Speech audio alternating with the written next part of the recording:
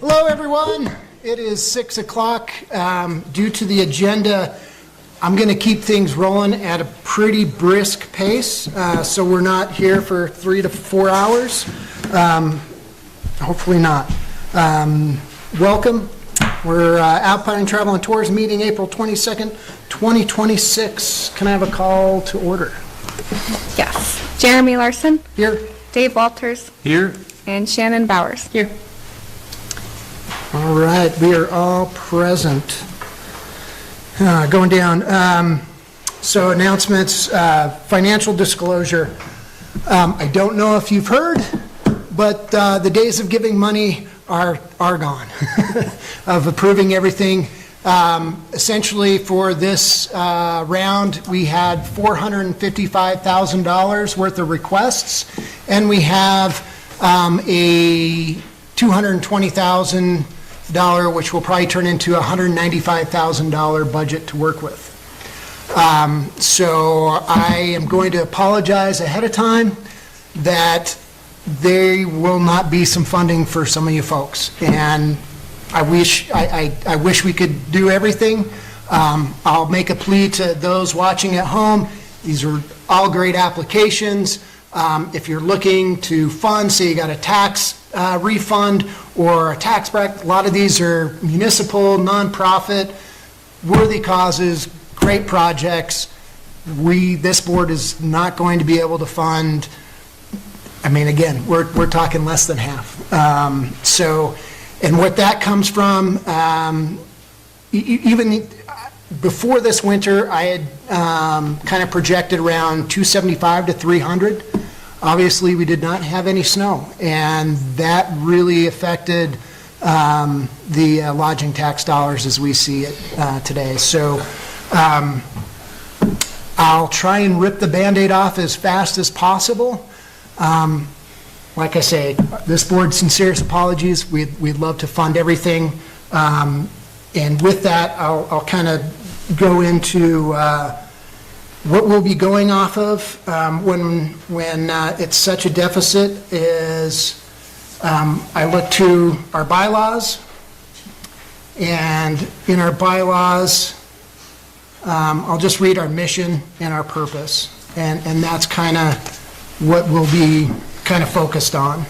So in Article 2 of our bylaws, our mission, the Alpine Travel and Tourism Board's mission is to help create positive experiences for visitors and residents by funding lodging tax dollars to projects in Alpine. Number 2, our purpose. The purpose of Alpine Travel and Tourism Board is to provide for the promotion of travel and tourism within Alpine and to administer the distribution of lodging tax revenue, ideally for the benefit to local businesses and residents of Alpine. So I find it a positive way to go when it's like, I want to give it to everybody. We have to go back to our bylaws and go into our mission. So that's just going to be our focus for tonight. Moving in to action items, can I get a motion for approval of agenda? Motion to approve the agenda. Second. I have a first and a second. All in favor? Aye. Aye. Agenda approved. Do I have a motion for approval of meeting minutes of December 4th, 2025? Motion to approve meeting minutes from December 4th, 2025. Second. I have a first and a second. Any discussion? Everything look good to me? Yep. Okay, me too. All in favor? Aye. Aye. Education for lodging tax. So I don't know if you watched last night's town council meeting. I went into this. I'll go into it again. So the lodging tax is not a permanent tax. The lodging tax comes up to vote every 4 years, and this year is that year. The town of Alpine, the council voted last night to put it on this November's ballot at a similar 1% add to the 5%. So statewide, lodging tax is 5%, and then communities can opt in for either a 1% or a 2% for their community. We've always had 1%. We opted in for another 1% because, yes, even though there's asks, we just felt that things are just too expensive right now, and I'm not greedy.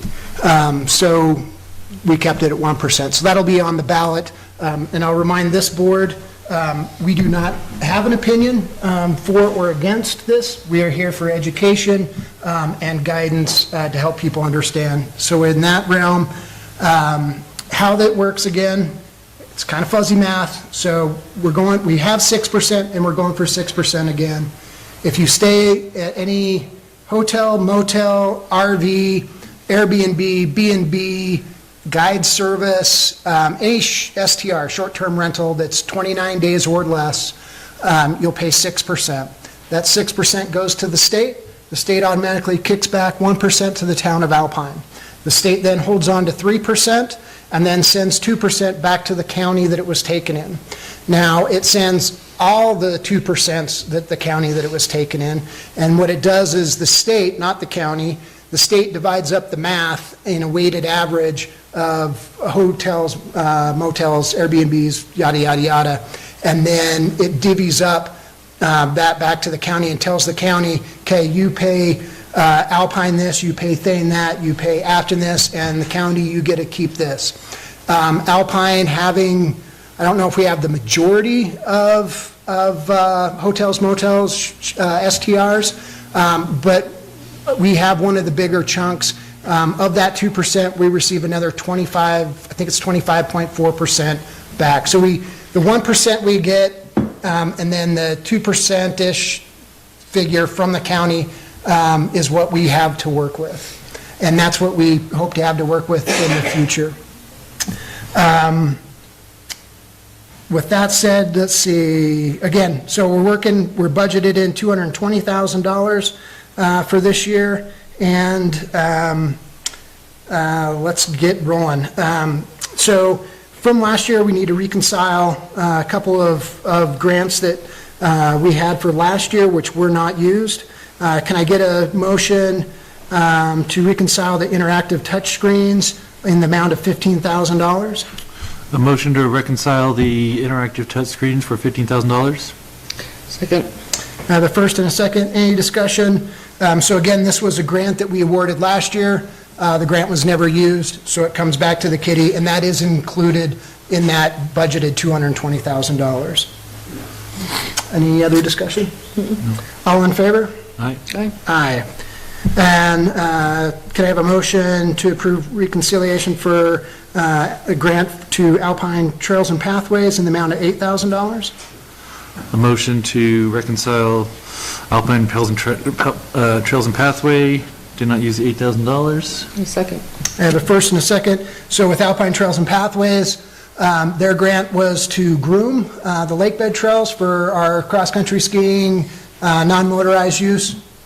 We didn't get the snow. We're not able to groom once, or they were not able to groom once this winter. So again, our grants are reimbursement grants. We don't give out just one lump sums. So that comes back. And again, that's also included in the $220,000.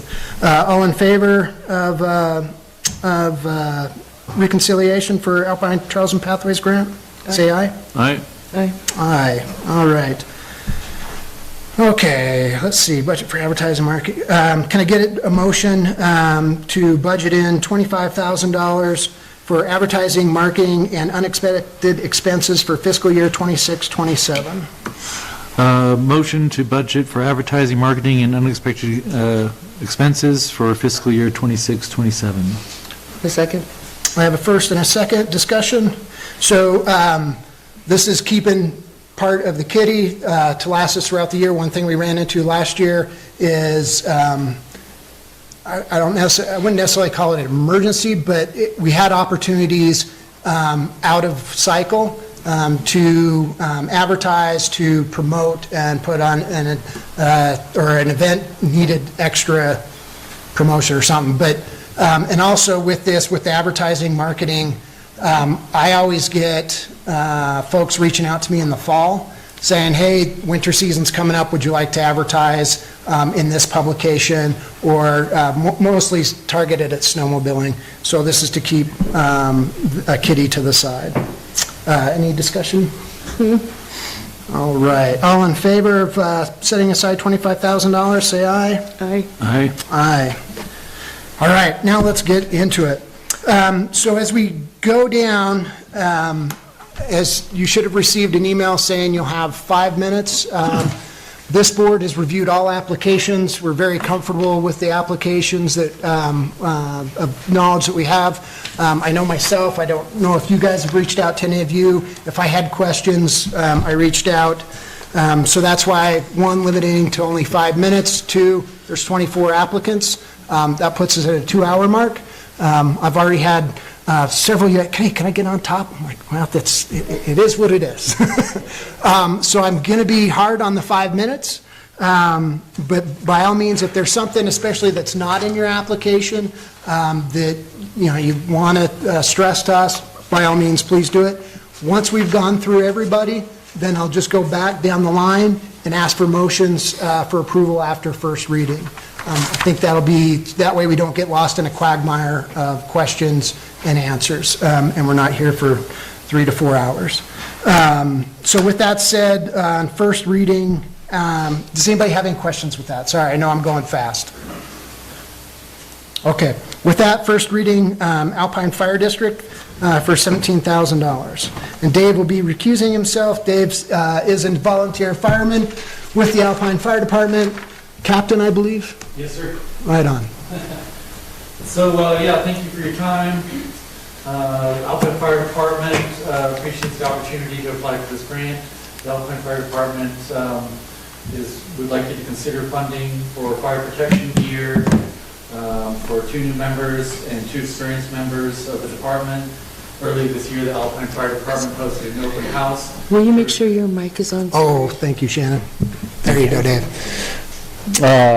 Last year, actually, the Alpine Fire Department hosted an open house to recruit new members to address the staffing shortages. It was a success when we were able to gain 6 new members. Of the 6 new members, 4 wish to only assist in support personnel, but 2 are becoming certified firefighters. As experienced firefighters, 2 have gear that are expired, and it's a 10-year certification for the gear until we have to renew it, basically.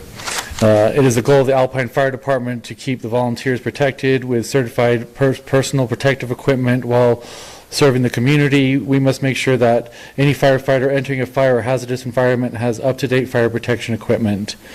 The Alpine Fire District thanks you for your support and would appreciate your consideration for this request. Just so you're aware, this would be under the impact portion of tourism in the valley, and obviously with the increased tourism comes increased calls for the Alpine Fire Department. So we definitely are feeling it, especially in the summertime, and having new members that we desperately needed on board. It's very important for us to have this gear. Unfortunately, the gear is not cheap for us. The coats, one coat alone is $2,400, and one set of pants is $1,600. So, we also need 4 helmets along with those. So basically, each helmet's $425 plus the pants and then the tailcoat. So we're requesting a total of $17,700, please. Thank you, Dave. 2 minutes. Is that it? That's it. Thank you. And also, thank you, Dave, for reminding me one thing I neglected. So, yes, we have the budget of $195,000. If you recall, we split that into 3 ways. So 57.5% of that 195 goes to advertising, promotion, and events. And then 37.5 of that goes to impacts of tourism. So that's what Dave was talking about as far as the impacts of tourism. And then the final 5% goes to specific art projects. So it gets divided down even further. And so we're looking at essentially $112,125 for the advertising, promotion, and events, $73,125 for the impacts of tourism, and $9,750 for arts. Thank you, Dave. You're welcome. Thank you. First reading of Spur and Ride, requested amount $25,000. Joe? First off, I want to make sure you understand it's Spur and Ski. I don't know why it says Spur and Ride on there. I don't know, it's kind of cool. Anyhow, I'm Joe Heward. I appreciate your service. I'm on the town council in Thane. I'm also on the Travel and Tourism Board in Thane, so I understand your pain. I also understand your budgeting things. Spur and Ski. It was a skijoring event we were going to hold this year. Just like everybody, we ended up having to cancel it because of no snow. Couldn't haul it in. But the highlights of it that I can tell you, we had 90 participants signed up ready to go. The furthest one was from Pennsylvania. I canceled 14 hotel stays in Alpine. So I was hoping to be able to come here and say this is how many people we had stay. Unfortunately, without the snow, it just did not help. I met with Wyoming Travel and Tourism today. One of the things we're working on is being part of the Rocky Mountain Circuit. They require you to hold one event before they'll allow you to join. They're up in the arms whether this year's counted. Anyhow, when I met with the Wyoming Travel and Tourism, I suggested, why aren't we having this as a Wyoming ski joring circuit? There's 3 of them in the state. They should really promote in the state having these. Right. Biggest thing is we're nonprofit. It's February. It's when we need people in the town, need people in our valley. We're not on hill climb weekend. We're not on any other weekend. We're right there at the time that there's nothing else going on. That's what we're trying to do. Things I've learned that we're going to have is a couple practice tracks. That was one call we got a lot of, is where do I practice? So we're looking at actually trying to set up a practice track down here, maybe by your ski, like the cross-country ski stuff and that, so people can see horses and practice. And just in mentioning that, I've already had people from Jackson asking if they can come down to do practice here. I don't know if anybody's attended the one over in Driggs. It's huge. It's really taken off. Yeah. So, yeah, things we're asking for money. I realize budgets are tight. We're trying to do it for advertising, for website, for sign-ups, for things like that. Our hope is we are asking for this much because we don't want to be back next year. We're hoping to be self-funded within a year. But I also understand that if it's not that much, we might have to come back to try to get it. But that's why we're asking for that amount. Thanks. I don't know if that was under 2 minutes or... 2:17. Do you have any questions? I do have a question. When you canceled reservations, where were they booked? Where were you canceling? Were they in Afton? Were they in Alpine? No, that was all Alpine. That was all Alpine. Saddle Station, yet. Yeah. So, yes. Yep. We had some at different places. One of the things I guess I should explain, I'm part of the Thane Travel and Tourism stuff. We do not have a hotel in Thane in the wintertime. So we're doing this, but we don't benefit other than our restaurants, some of that. So, right. And part of the thing we're looking at, our event will take place on a Friday night. We'll have sign-ins. So here on Friday night, we'll have a Calcutta on Saturday, and then the final race is on Sunday. And then have kind of an event or whatever, awards type thing on Sunday. One of the options they've talked about is moving the Calcutta down to here. Because again, I'm not sure we have the space in Dad's Bar or something like that to hold that many people. But yeah, like I said, I'm new at it. I'm excited because it took off without, but I just couldn't make snow. So you'd be willing to do Calcutta down? Absolutely. That's why we're trying to make this a valley event. Okay. Because it is. I mean, that's, like I said, we don't have hotels. Yep. But yeah, and that's where, like I said, we're encouraging people to stay down here. So. And are you asking Lincoln County for any tourism dollars, or do you have any sponsorships at your? So I have money from Thane. I'll be brutally honest. The Lincoln County thing has been absolutely ignorant and hard to get a hold of. I don't mean to say, but my experience has been I've been brutally lied to on how to get money there. So I'm planning on it, but I mean, the fact is it's not. I was told they didn't have a form. They didn't have a form. There's a committee. Our clerk's on the committee, and I finally was able to get the form. But me going to our other people in the county to get that was given. a roundabout, well, we have to wait till the website, things like that. So, yes, we are going to go to the county because, yes, this is a county event type thing. And how much are you asking from Thane, or have you actually been approved funds from Thane? So we were approved from Thane, and we're giving some back because, again, we didn't use it. So we asked for 15,000 from Thane and figured that's because we were holding the events. Again, like I said, the hard part for Thane is we're not getting anything back because we don't have hotels there during that time. Right. So, but it's a good event. It's a good Valley event. That's what. Any other questions? How much do you plan on asking from the county? I'm probably going to turn around and ask them for 25 at least, or 30. Okay. We did approach Afton. We were told we could not do that because they said their money has to be spent in Afton. And that's 5 minutes. Okay, I'm done. Thank you. Thank you. Unless you have other questions. We're good, thank you. Perfect, thank you. All right, for Friends of the BT. So I'm not sure if you have received the revised application. I'll explain that in a second. Thank you. Thank you.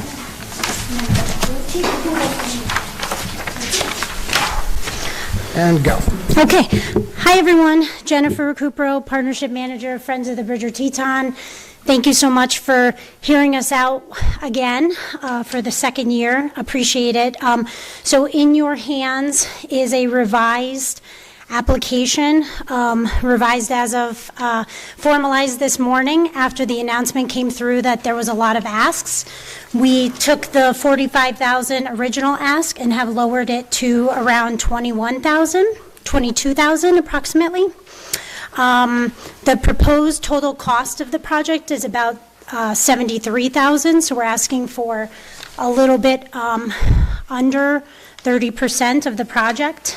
First and foremost, I just wanted to take a moment while they're in the room and introduce Chuck Butterfield, who is a Friends of the Bridger Teton board member and a local yokel. And then Carly Eideker, who is our new program manager at Friends of the Bridger Teton, who lives here in Alpine. So we are very excited to have them on board because founded in November 2019, so just a young nonprofit with 5 staff members. We now have a staff member here representing an Alpine, so we're really excited to really do on-the-ground work. So here, that's a shout-out. And just amazing people, too, so know that you will be continuing to see them active for Friends of Bridger Teton here, as amongst all the other things they do. So this ask is for 3 ambassadors, 2 at Murphy, ambassadors for responsible recreation, 2 at Murphy Creek Campground, and 1 as a Grays River Road roving ambassador. We added some of the stats from the final report from last year as to what they were able to do. They interacted, we had 1 ambassador in Alpine last year, which you funded, thank you so much. They interacted with 850 plus visitors, they counted 700 plus vehicles and 600 plus RVs. They addressed 3 instances of unsecured food and trash, which is a prevention of wildlife interaction, right, or just poor recreating responsibly habits, and then extinguished 4 unattended or escaped campfires. So we find that this program is impactful, especially in a year where maybe inconsistency and uncertainty still looms in our federal lands, our public lands, and the lands that bring us to living here and enjoying here, and our visitors to continuing to being here. So the prevention of fires, or the assistance in prevention of fires with all the other good people that do the work every day, as well as just asking, so this is a per diem reimbursement for these ambassadors, some supplies. So hopefully the example of the rack card you have is something we would like to co-brand with you, as well as stickers to have these ambassadors have to hand out. So we'd love the Alpine Travel and Tourism Board or Town of Alpine, whatever you decide, to be on there and promoted. And then this year we would love to have a UTV rental, which we call Jackson Hole Adventure Rentals, and made an agreement through them for a rate, a discounted rate, which we were so appreciative of. So that will thankfully be coming through Alpine for that purchase too. So trying to stay as local as possible, but that UTV would allow this roving ambassador to travel through this upper section of the Grays Road and as well as at the entranceway to catch people with education opportunities and prevention of law enforcement and search and rescue, hopefully. So, thank you. I appreciate it. Thank you. Nice. We're at 3:40. If you guys have any immediate questions? I don't. All right. Thank you, Jennifer. Thank you all so much. Thank you. Appreciate it. Happy Earth Day. Yay. Okay, Alpine Craft Beer Festival. Thanks for the opportunity, you guys. Yeah. It's Prohibition Outpost, and I'm Amber Hyde. And we got this idea, I'm going to disclose one thing to you, though. We don't necessarily need this money this year, so Okay. I don't want to inhibit that from somebody else in your decision, but we're here to present it to you so that we can start making plans and create an event that's going to be very successful for both Alpine and for us. It is not a nonprofit, but we do plan on bringing nonprofits into it. So therefore, we're looking for some funding for, and you guys got to decide this, whether you could fund some beer, which would go on the event We end. can't do that. Okay, then we can do advertising and swag. Okay, so that's going to be the main thing. If you guys want to sponsor it, we'll handle the other end of it, and then we'll just swag you guys up. And either for sale swag or donation swag, I don't know. We've got a lot of ideas that we might need to come to you on a different platform. And I commend you for how you've done this. This is great. So let's keep talking about it. Okay.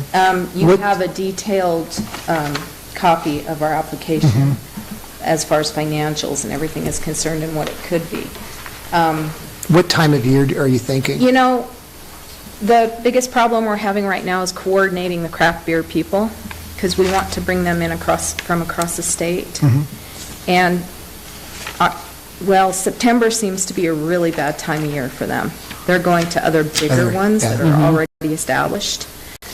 So that's the biggest logistical problem we're having right now, which is going to take me probably until next spring to get everybody lined out and on the same page as far as dates.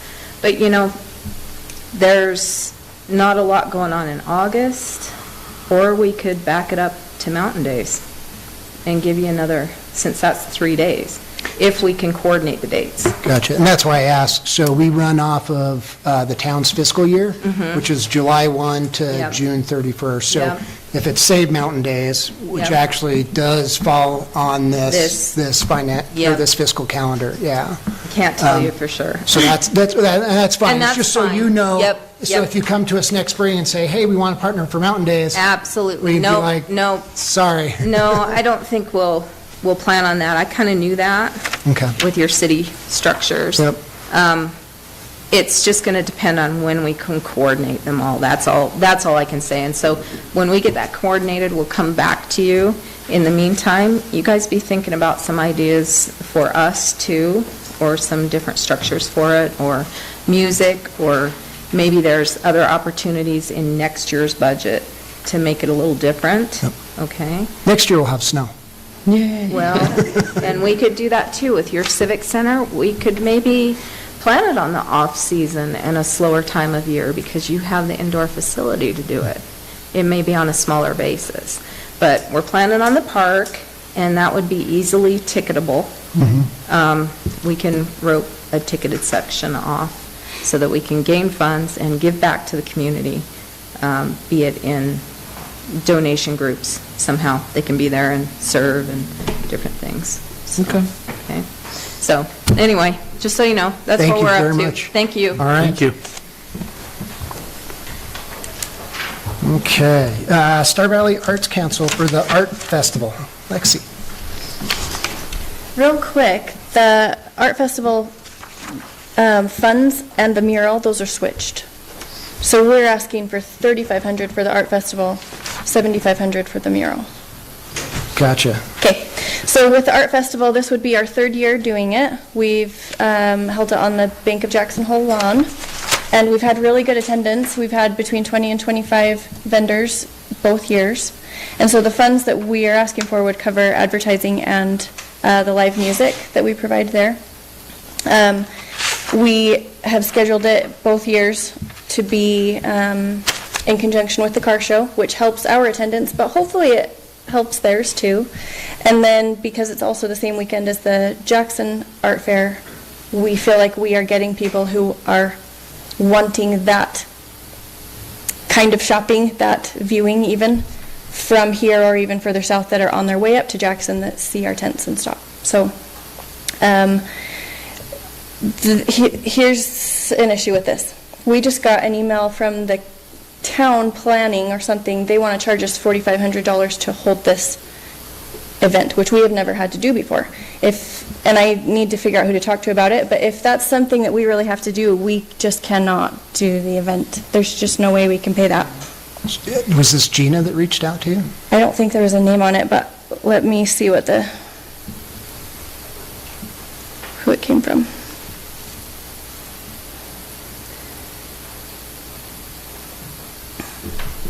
Okay, following a comprehensive administrative and technical review, we are pleased to inform you that the Planning Commission staff have recommended your application for approval, but you have to pay $4,800.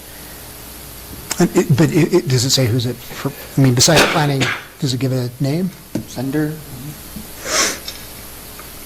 Director, Planning Commission Office. Okay, I'll look into that. That's news to me. Okay.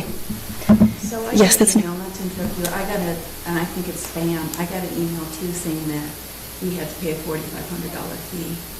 Okay. Interesting. I'll look into that, because, yeah, that's all news to me. Okay. Well, if this is not relevant, then our application would stay the same, and we would be able to go forward with it. Gotcha. Do you have any questions about that? What was your prior fee? We never have had to Never had pay to pay? anything. Okay. I didn't think we paid that much. Okay. And the bank allows us to use that for free as well, so. Yeah. Yeah, makes it work. Do you know, Sarah, do you know anything about that? No, I think that's spam. Okay. Yeah, especially where they don't, because we'll give a name, and it should, Yeah, for if sure. it's like P and Z or anything like that, it'd be from Gina, Okay, and it has her signature on it. that's really good news. Sorry about You that. know, but just in case, I'll look into that, and, yeah, but, Interesting. The email is from Planning Department, Town of Alpine @usa.com. yeah, that's No The way. same one I Here's have. a- Okay, okay. At Yahoo. Okay. kind of a creepy AI to find you and Yeah, right? brave Yeah, new that's world. wild that they That's found it. crazy. Okay. They have all of our information, Yeah, the dates and the location and everything. true. get that from the packets that are published. Okay. These packets are published on our website. Okay, That's crazy. I'll take it, that's fine. Okay, so any questions about that one? I do No. not. Okay, You want to just go right into the mural? yep. All right. So this is a really cool opportunity that we found, and just so you know, we are trying to do it in Afton as well. It's a kit that we buy, 600 tiles, they're all blank, but they also send us the paint, very specific paint colors, and they're all divvied out. So the community members get a tile and a specific amount of paint in the right colors, and they're told they can create whatever they want on these tiles. And then we get them back, and then we have all these instructions of how to assemble them perfectly so that it becomes a bigger mural. And so I've talked to Melody, and we like the idea of it being inside of the community civic center. I'm fine with that. I'm also fine with it being outside, and we have that option when we purchase indoor or outdoor tiles. But we just love this because the whole community can get involved in it. We would want as much of it to be with Alpine residents as possible. However, that's 600 is a lot. So we would probably send it to the schools, at least the closer one. We're just trying to, Sure. as close to Alpine as possible for this one, and then the Alpine, or the Afton one will focus over there. But we just want everyone to feel connected to it. And we thought about charging like $10 or $20 for the tiles, but giving some money back once they give them back to us, because we really need them back. That might be a little bit of a challenge. But it's not about making money off of it for us. It's just trying to cover that cost. So the total cost is maybe $8,500, and then we've got installation costs and stuff like that on top. Any questions about that one? Does it cost more to do it outside? Would it be No, a bigger it's the cost? same. No? Was there an area you guys talked about for doing it outside? Because it would be No. very I pretty. can't, did I talk to you about it? That we were just going to start looking around? Well, we were brainstorming on a different idea of like painting the utility boxes. Oh, yeah. Or doing stuff like that, but no, it was probably Mel. Okay. Okay. Super cool images. I looked it up. It's really cool. It is. No, I don't think I have any questions. Thank you. Okay. All right, thank you, Lexi. Thanks. Are we not approving to second reading until the end or something? Yeah, we'll go through everybody. Thank you, everyone. We're cruising through, so then we'll just go back and go through the motions. Melvin's Farmers Market. Yeah, so I want to clarify that this is, the grant application was for a live music series. Oh, okay. Yeah, we applied for a special event permit for a farmer's market that we're looking at implementing starting every Monday beginning June 1st. It's an artisans farmer's market, but the actual grant application was for a live music series. So I just wanted to clarify that. Okay. Okay. So my name is Mary Lynn Russo. I'm the Director of Operations for JH Fine Dining and Pure Bandis Group. I oversee the brew pubs and tap rooms. And I wanted to start by saying that Melvin Brewing Tap Room and Kitchen we're genuinely committed to being a part of this community. And for us, this goes beyond just hosting events. It's about supporting local businesses, attracting new visitors, and creating an experience residents can enjoy and take pride in. So with that said, we're requesting $25,000 to support a 2026 live music series. With a total project cost of about $50,000. Our team will cover the remaining costs, including staffing, setup, and operations. So this request represents about 50% of the total investment. We're planning a summer and fall music series running from July through early October, featuring regional and touring artists in progressive bluegrass, country, and indie music. These are artists with established followings, people who travel to see them, so the goal is to give those audiences a reason to choose Alpine as a destination. From a tourism standpoint, we're projecting 250 to 300 attendees per event, with roughly about 25 to 35% coming from outside the area. This translates to an estimated 50 to 75 room nights per event weekend.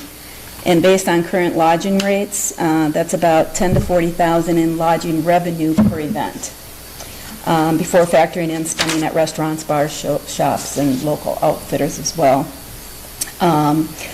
We're intentionally pairing high-quality music with a setting that encourages people to stay the weekend, enjoy the outdoors, explore town, and engage with local businesses. Our marketing strategy supports that with targeted digital campaigns across Idaho, Wyoming, and Utah, along with artist promotion and regional partnerships. We want this to feel like something that the community can enjoy and be proud of. This event will be free to attend, provide paid opportunities for musicians, and create a welcoming space for both locals and visitors. We also plan to include local artisans during event weekends to help keep the visitors spending money within the community as well. Long-term, the goal is to build something sustainable. We see this as a foundation for a recurring event series that continues to grow Alpine's reputation as a cultural destination. As the series builds momentums, we expect sponsorships and earned revenues to increase, reducing reliance on grant funding over time. The grant funding will be used specifically for tourism-focused expenses, regional marketing, digital advertising, and artist fees that help attract out-of-town audiences. None of it will go towards general operations or overhead. So at the end of the day, this is about creating another reason for people to visit Alpine, stay longer, and come back again. Awesome. Any Questions, guys? We got 3 minutes, 11 seconds. Are you going to be selling tickets for this event? No, it's free. And this is on Mondays, or is this a? No, so the farmer's market is going to be Mondays. This is a live music series that will carry out throughout the summertime, and it'll be 2 to 3 days a week, 2 to 3 nights a week, the music lineup will be. So that's like, what, a few dozen shows then? Yes. Okay. And you guys are going to have, where is this going to be, indoor or outdoor? It'll be based on the weather. Most of it will be outside there on the patio.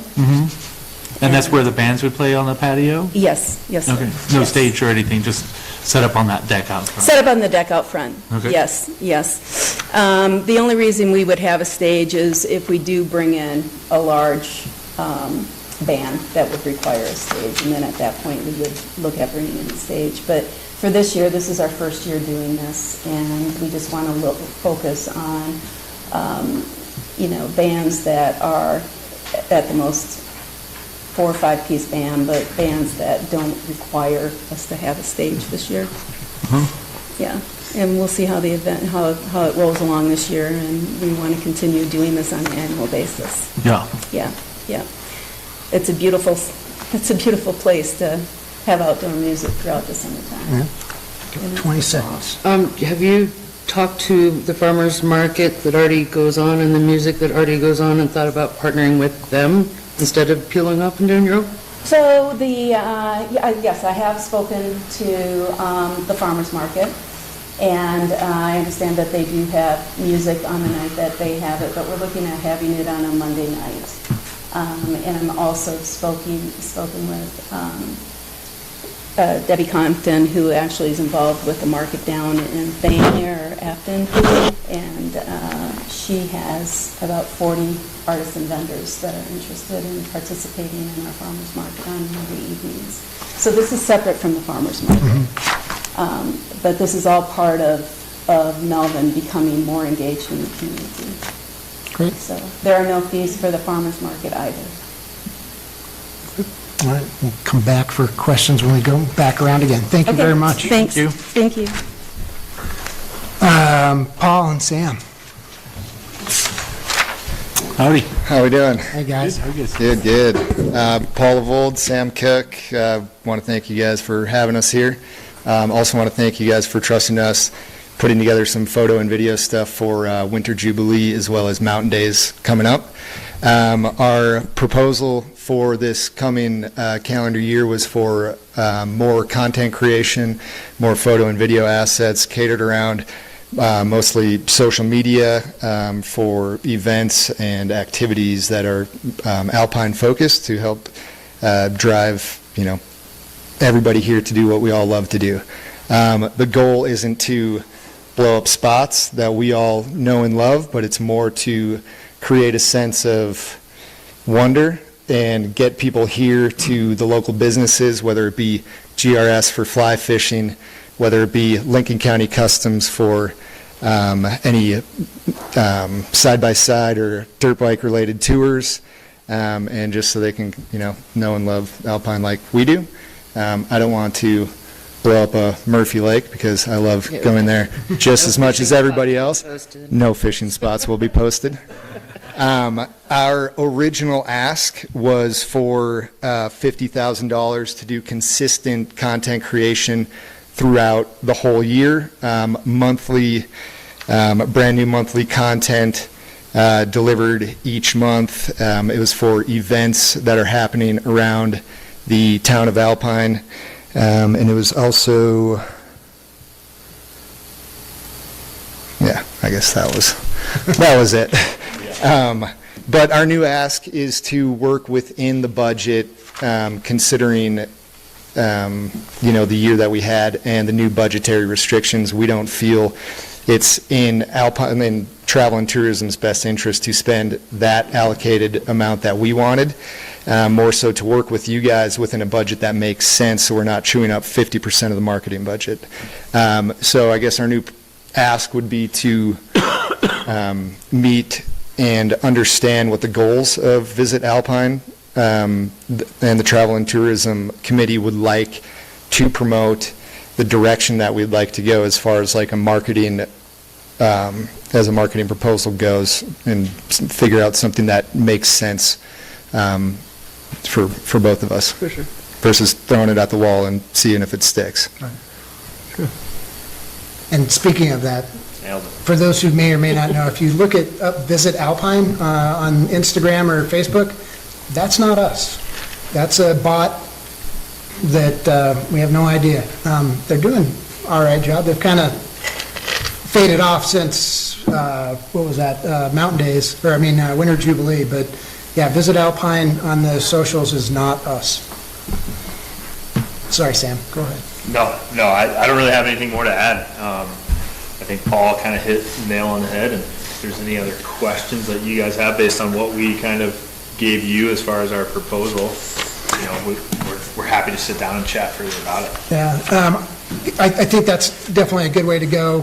Paul and I spoke earlier of kind of being more concise. If you guys don't know, if you haven't seen the Winter Jubilee video, this is who created it, Paul and Sam. What's the company name again? Do you guys have it yet? Throwing it at the wall Productions. Throwing it at the wall. No, I'm just kidding. See what sticks. But they did all the videography during Winter Jubilee, and we've posted that out. They do some excellent work. But yeah, I think we'd definitely be looking at more project-specific. We had talked about quarterly versus monthly content to distribute as well, which would give you guys more flexibility and, what to post for the next 3 months. And Yeah. we can discuss like a rollout strategy and everything, help you with that, but you guys would be in charge of distribution. Jubilee, where did that end up, other than I saw it on, obviously, the Alpine post? But Alpine has it, owns it, and then so far they've done it that. It'll make its head rear around again comes next year, or 'Cause we can maybe use it for- randomly. Sarah will get bored and go, I think everybody should see that again, and post it out again. There's a set of 20 photos included with the video as well. I haven't seen those anywhere. Really cool. Yeah, I saw the video, it was good. You guys have any more questions? Got 15 seconds. I 10 don't. I'm seconds. interested in discussing it further. All right, thank you, guys. Yeah, thank you. Thank you. First reading, Teton Geological Service, LLC. Hi. Dominique, Hello. Steve. So this is for Alpine points of interest, kind of. It's funny to go after you guys because you're doing the big broad imagery, and this really is the get out a map, and this is where all the eateries are, and this is where interesting points of recreation are. And so the idea is to create a brochure that would show recreation areas such as trailheads that are sanctioned by the Forest Service that are around Alpine. We would do winter and summer recreation opportunities, and then also do local businesses. So eateries, retail, lodging, government offices, and put that all onto a brochure that would then be posted. It could be online as well as physical brochures that are put out in these high-traffic areas. And the idea is that, sure, you can go into Google right now and look up what are restaurants around Alpine, but the idea is that if you can see everything in one map, we can really see and show the story of what there is to do in our town, and hopefully convince people to stay maybe one more day. Why not go to that hike and then go to this great restaurant? And so that's the idea. It would support tourism by encouraging visitors to stay longer, providing all of our information, and I think really advertising our local businesses as well. And even though I am not a nonprofit, I have approached ATAP, Alpine Trails and Pathways, and would be partnering with them because they have done a lot of maps in the past. This isn't the first time that something like this has ever been created in Alpine, so can build on that. They would be donating their time to distribute the brochure, and we would work together to get all this information into one map. So the majority of the ask there, even though it is a pretty modest proposal, really is to determine how to lay all of this out so that it's not just a cacophony of information, but that it's done in an interesting way. We've talked about doing 3D maps and oblique images, and also just lay it out so that it's interesting to visitors. This will be Anything on you want to guys, add? 'cause Obviously. Okay. with My involvement with ATAP.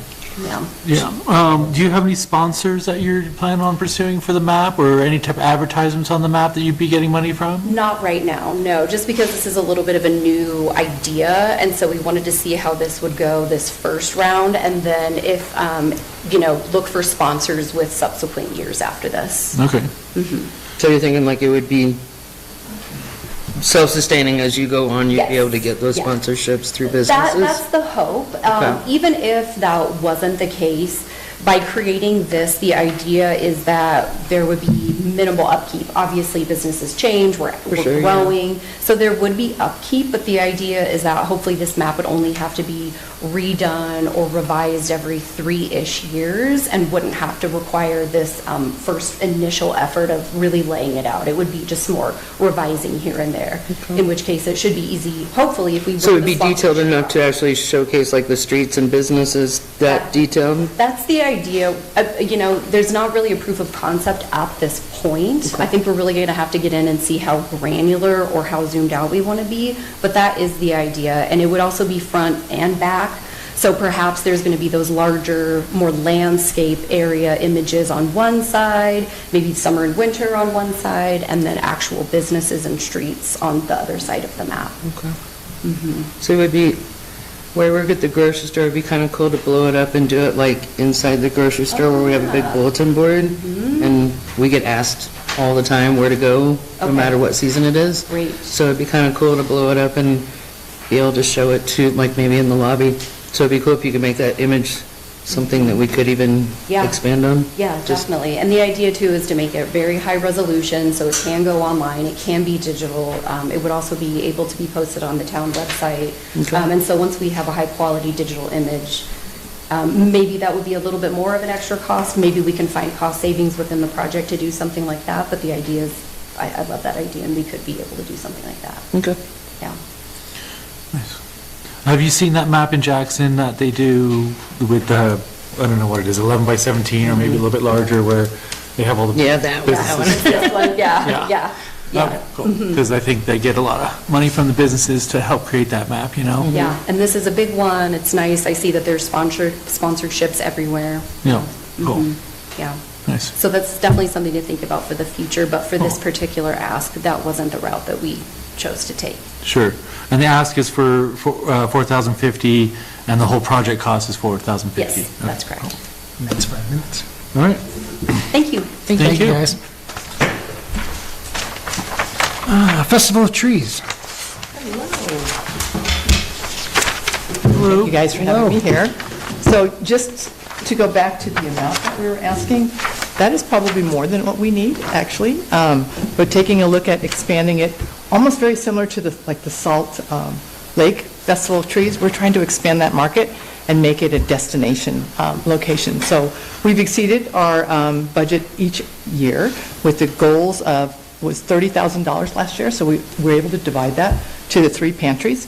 And we are hoping to exceed that again this year, so it'll be 4 years. So I'm one of the founders and really excited about just growing this because it is near and dear to our heart for the food insecurity that's happening in the valley. And that is the reason why we actually created this. So I'm hoping that I'm going to the travel and tourism in each town to just kind of help us with the marketing piece of it. That was fast. Yeah. I mean, it's one of those, just ask, and I'm doing the ask. Is there plans this year or in the future to do maybe it's Festival of Trees in Afton, maybe it's Race in Alpine, or? Absolutely. I mean, it was something Is that I there a know. plan to bring something to Alpine? Yeah, so we were talking to all 3 mayors, because we did invite them for the judging of the gingerbread houses. And I'm so visual, I'm a planner. So I see the whole valley participating. So my dream is to have an event at the end where all the trees are being judged in each town, and then we would have a celebration in whichever town won. So it would be kind of a perpetual type of, that is just a big wish for me. But, going into and trying to scale it up at this point so we can invite visitors from all over the area and utilizing all of the fairgrounds. So we have that space now. Yeah, but I do see that. I mean, I want a Rockefeller tree in each town, and then we can go down the whole road and judge. That is the fun part. Nice. Thank you. And this is in Afton, is that correct? It is correct. I do not have any questions right now. No, I'm good, thank you. Great, awesome, thank you. Okay, thank you. All right, Star Valley Trout Unlimited. Evening. Thanks for having us back again. My name is Tom Mickey. I sit on the board of the Star Valley chapter of Trout Unlimited. With me tonight is Tanner Belknap. Tanner is a full-time Trout Unlimited employee. His title is the Salt River Watershed Manager. And Tanner is also an advisor to our board. We have our purpose in being here tonight is obviously for support on our Fly Fishing Film Festival. We've held 2 very successful festivals so far, which you have supported. Thank you very much. Our 3rd event is just roughly 2 weeks from now, May the 2nd, this Saturday night. And our current application before you tonight is for our 4th annual event, which will be held in April, May of 2027. So, I guess, given the short amount of time we've got tonight, the message I wanted to make sure that we delivered tonight was literally 100% of the profits of our chapter go towards supporting water habitat projects, restoration projects, which Tanner leads. And these projects, as we have explained in the past, are supporting the hospitality industry here, the fishing, boating, rentals, all of those industries here in the town. And our goal is just to make sure that we are guaranteeing a continued healthy water habitat that drives that tourism and the associated benefits to the town and the businesses here in the town. I've asked Tanner to provide some specific insight into exactly what our chapter dollars are doing with a lot of other funding, but exactly how our money works, and he's going to share that with you. We'll get right to that since we're limited on time. All right, so quick update. In the last meeting a year ago, I mentioned we had a $14 million grant that was awarded in October 2024. In January 2025, the new administration froze that, and in June, they took it away. So that's gone. This fundraiser is for the Star Valley Trout Unlimited chapter. I work for Trout Unlimited National with strong support from the chapter board and our community through volunteer events as well as fundraisers like this. The money raised goes towards project designs and other costs not covered by our major grants. So usually Star Valley Trout Unlimited and Jackson Hole TU money is used to partially match landowner contributions to fund doing the designs for the project, which is the hardest thing to fund. You can't really get grants for that. Occasionally Game and Fish helps, but then we use those to apply for the big pots of money that we use to build the project. So for example, the 2 projects we have going to construction this year. One is 1 mile of aquatic habitat restoration, riparian restoration, full fencing off of the riparian area from cattle, and removing a fish passage barrier diversion or replacing it with a run-of-the-river diversion. This design cost $36,000, and the project's construction, or the total cost, is $750,000. So give you an idea of how it gets leveraged. The Narrows project, this will be 2.5 miles of restoration, adding about 2/3 of a mile of stream length on one of the most popular floats on the Salt River. This project had a $50,000 design cost, which was extra expensive because of some stupid things, but the implementation cost will be about $1.5 to $1.8 million. So very good leverage from these design funds, and this is something the chapter has been supporting and making sure we get these projects off the ground. And the work we are doing has significant benefits to the fishery and recreation. I'll mention some other things that probably won't receive funding through this, but just to give you an idea of the scope of work we're doing. So we have 3 water quality studies starting this year with Department of Environmental Quality and Wyoming Game and Fish. One for E. coli. The Salt River is listed for E. coli, but we want to figure out in more specific where and do DNA analysis of is that cows or septic systems or et cetera. Then a separate study for nutrients, metals, pesticides, sediment, and all the other fun things that we care about, especially when we're recreating in the water. And then a temperature and flow study, and that's very important for the health of the fishery. We do a lot of reconnection projects. One of these projects I mentioned, we're removing a fish passage barrier and Spring Creek restoration projects, but the vast majority of trout spawning in the Salt and Grays River watershed is in small tributaries and spring creeks. So making it so the trout can make babies is essential to having a productive fishery. We are also restoring habitat in the Salt River, the Grays River, the Little Grays, and tributaries. This has direct benefits to the number of size and the fish by increasing cover, pool depth, pool frequency, riffle productivity, habitat complexity.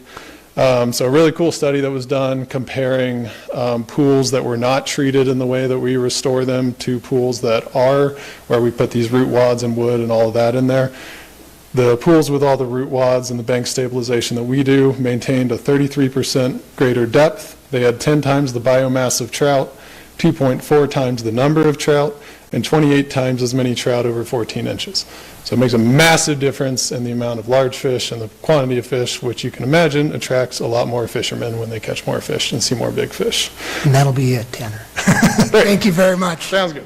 He's also looking for some 3-inch willow, 1 to 3 1 to 3 inch willow. diameter, 8 to 12 foot long brush from willows or pines or anything.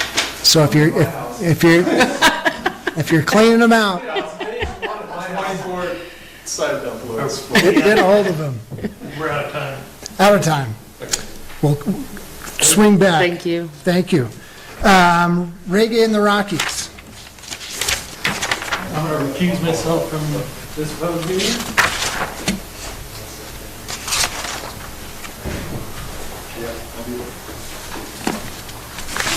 Thank you, Dave. Thank you. All right, good evening, Tourism Board. Dave Walters with Gray Bear Productions, talking about our annual Reggae in the Rockies Festival. We're requesting support from the Tourism Board for $30,000 for the upcoming Reggae in Rockies Festival planned for mid-September of 2026, just north of Alpine at the 4-H camp. I'd like to start with what we already know because this event has proven success. Last year was a great success. We welcomed over 1,500 attendees across the multi-day event, and most importantly, more than 1,000 of those guests came from out of town. That means that over 1,000 visitors chose to travel here, stay here, and spend here for 3 days or more.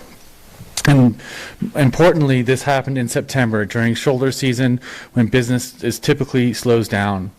That's a real opportunity in front of us. This event does not just bring people in, it brings them in exactly at the time our local economy benefits the most.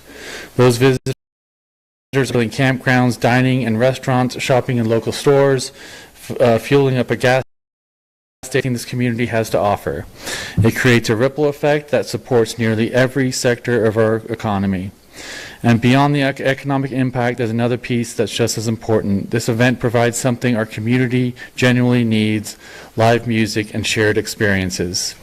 We've seen firsthand that people in Alpine and the surrounding area are hungry for high-quality entertainment. Events like this bring people together, create energy, and enhance the overall lifestyle that makes this place special, not just for visitors, but for the people who live here year-round. I also want to be transparent about our challenges. Putting on a high-quality music festival in a rural area like ours is not easy, especially on a tight budget. Securing talented, nationally touring bands requires more than just booking fees. We're covering artist costs, flights, lodging, production, and backline equipment. Everything needed to bring a professional, memorable show to Alpine. In total, artist-related expenses are projected to be around $70,000 or more within an overall event budget of around $120,000. At the same time, we are intentionally keeping ticket prices affordable between $45 and $60 because we want this to remain a family-friendly, accessible event for both locals and visitors. That balance, keeping it affordable while delivering quality, is exactly why support like this is so important from the Tourism Board. Keeping the price low helps bring in more visitors. We are requesting $30,000 to help offset those artist costs, ensuring we can continue to bring in the caliber of talent that draws people from outside the region and keeps them coming back.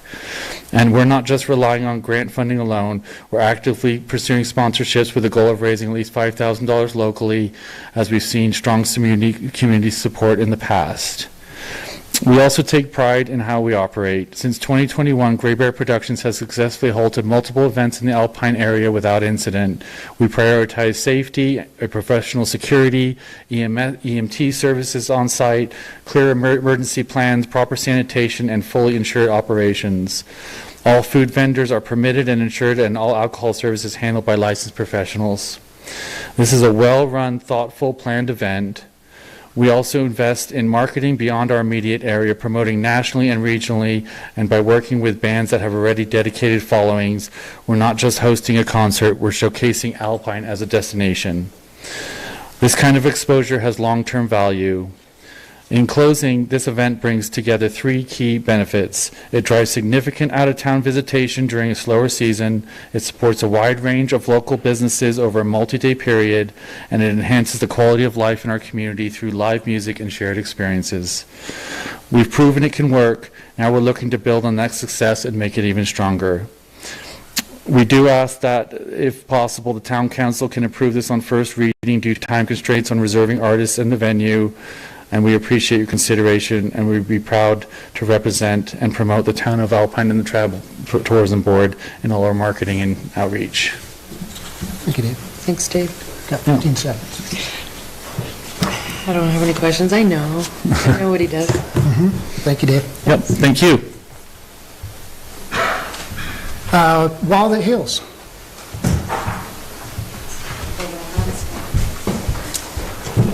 Hi. Do I have to be like this? My name is Lisa, and I am one of the co-chairs for the Wall That Heals. We are going to be in Afton July.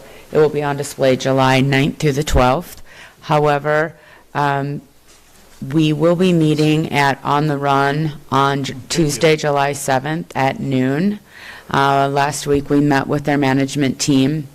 We are expecting anywhere between 400 and 700 motorcyclers that will be coming in and escorting the mobile education trailer that houses the Wall That Heals. And it will be on display, or we'll start setting it up after it arrives in Afton.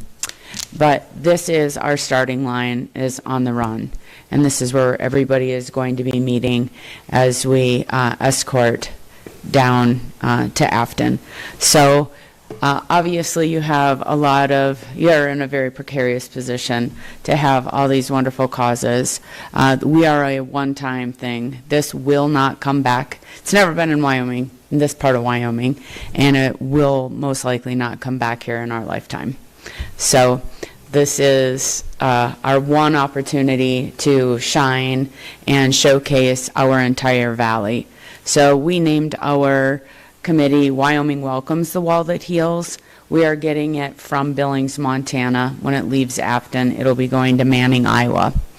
So we have been working collectively very closely with the Vietnam Veterans Memorial Fund. They dictate a lot of the rules and how we operate. And we are lucky enough tonight to have one of our there. Like, where am I pointing, John? This is John Taylor. It was his idea to bring it here. John is one of our veterans, our Vietnam veterans. And sadly enough, this is a group of our population that was going to become extinct in our lifetime. So as our country is celebrating their 250th and our country is having some issues with other countries, this is a perfect time to be able to honor our veterans and showcase them in a very positive way. And on a positive note, we have changed how we welcome our veterans back. And it is the Wall That Heals, has 50,000 names on it of veterans that have lost their lives in the war. So we are hoping, we have been contacting all of the travel and tourism boards and the county to help celebrate their arrival and support this event. And obviously, we have things for people to do while they're here. We'll be arriving on the 7th and leaving on the 12th. We also have Governor Gordon coming to do our opening ceremony. We have the color guard. They'll be staying at the Flying Saddle. So we've done our part in trying to book rooms.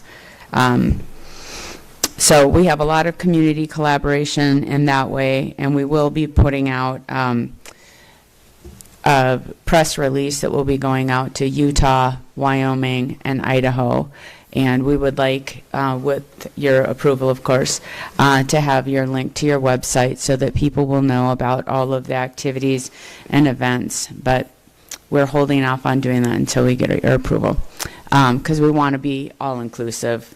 We need to blur the lines in our community, and this is a very prideful moment for Western Wyoming, but our entire state. So, and we've held a lot of events down here.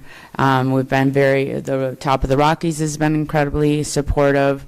The auxiliary bingo, we've had a lot of volunteers. Our volunteer coordinator is part of the auxiliary. So it has been a community-wide event on our community, on our committee heads or chairs.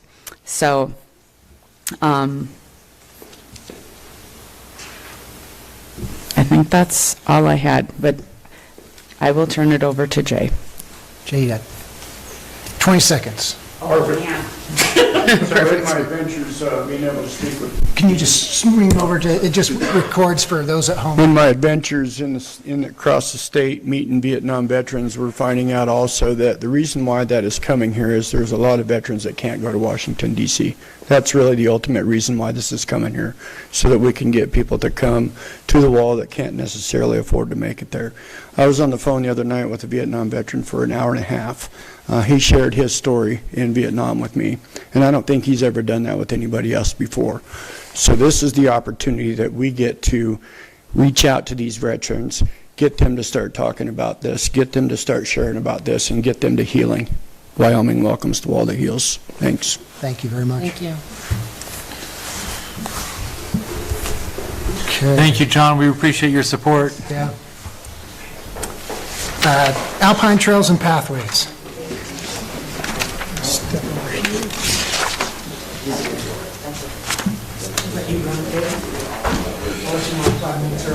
Yes. You're going to Good evening, Board. I'm Steve Dwyer. This is Jana Hansen. We're both board members of Alpine Trails and Pathways. We hope with the assistance of Travel and Tourism Grant to continue to provide positive benefit to the community, as well as to continue to entice others to come to the area.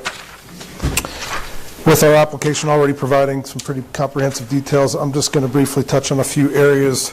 Our request, our recent expansion, who would benefit from a requested travel and tourism grant, how we believe people will benefit from the requested travel and tourism grant, our winter grooming costs, and winter grooming infrastructure and volunteers. Some of our highlights: we have a proven track record of the groom trails providing positive benefit. Through the years, we've gotten more and more professional trails. A grant from Travel and Tourism will help continue to make that possible.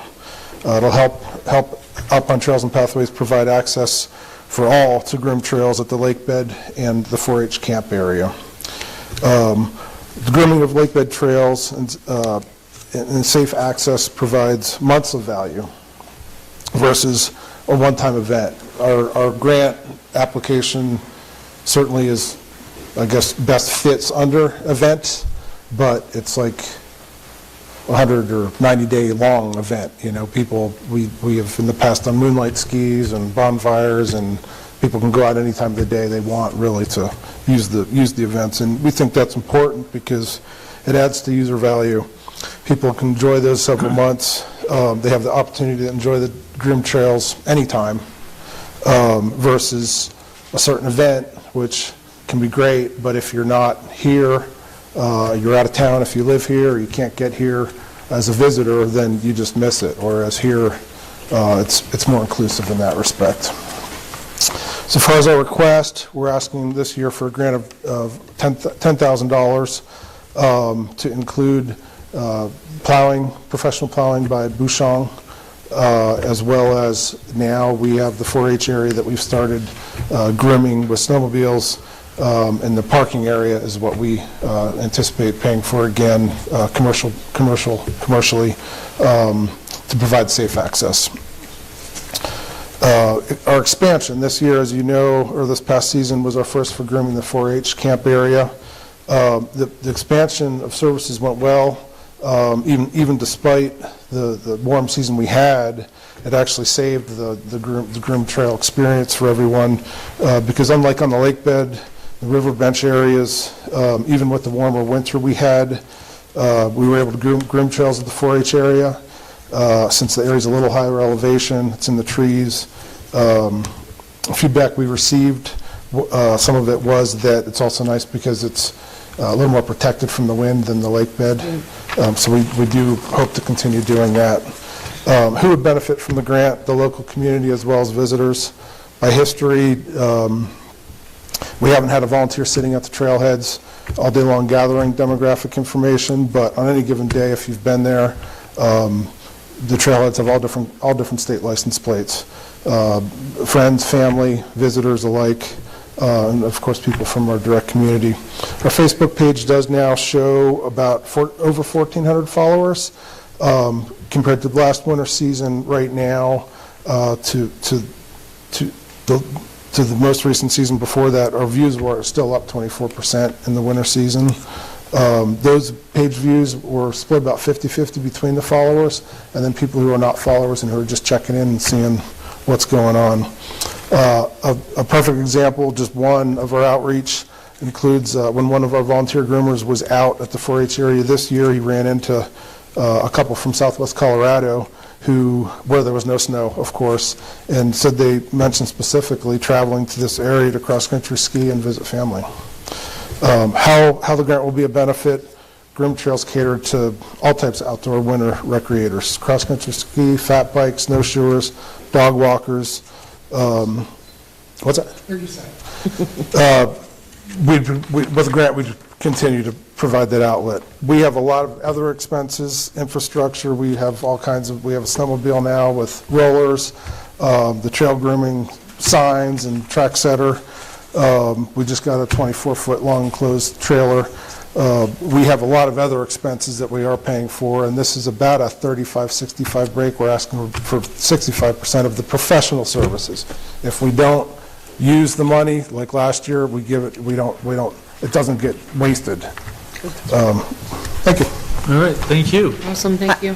I just want to add one thing, and that is when I went to the 2 town meetings that were held for the planning, what's that called, the master plan for the town, one of the things that I noticed that people... Have to be hard. Sorry, Okay. Ann. People ask for pathways. Around again, we might be able to get you. Okay. Can we take 2 minutes here? Yeah, we're going to do a quick break here. If you need to use the restroom, by all means, you can come back. We'll reconvene in, say, 3 to 5 minutes.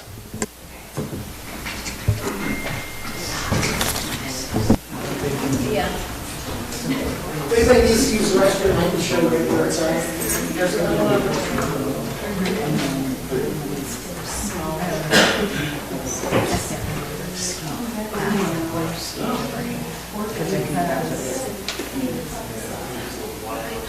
Yes.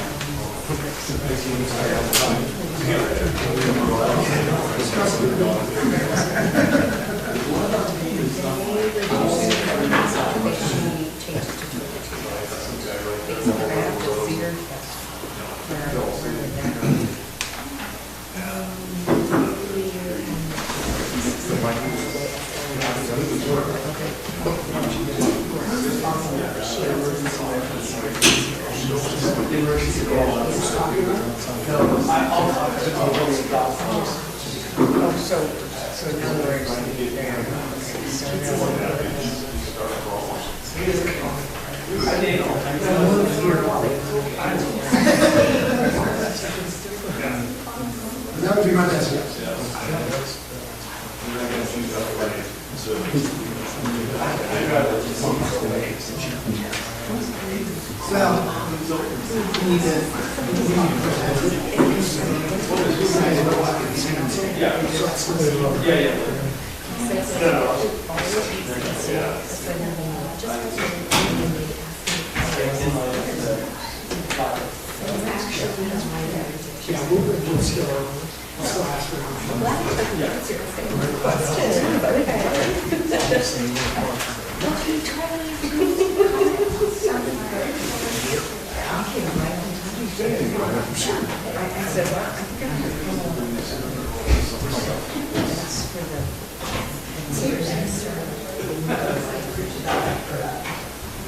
Okay, we'll get back into it.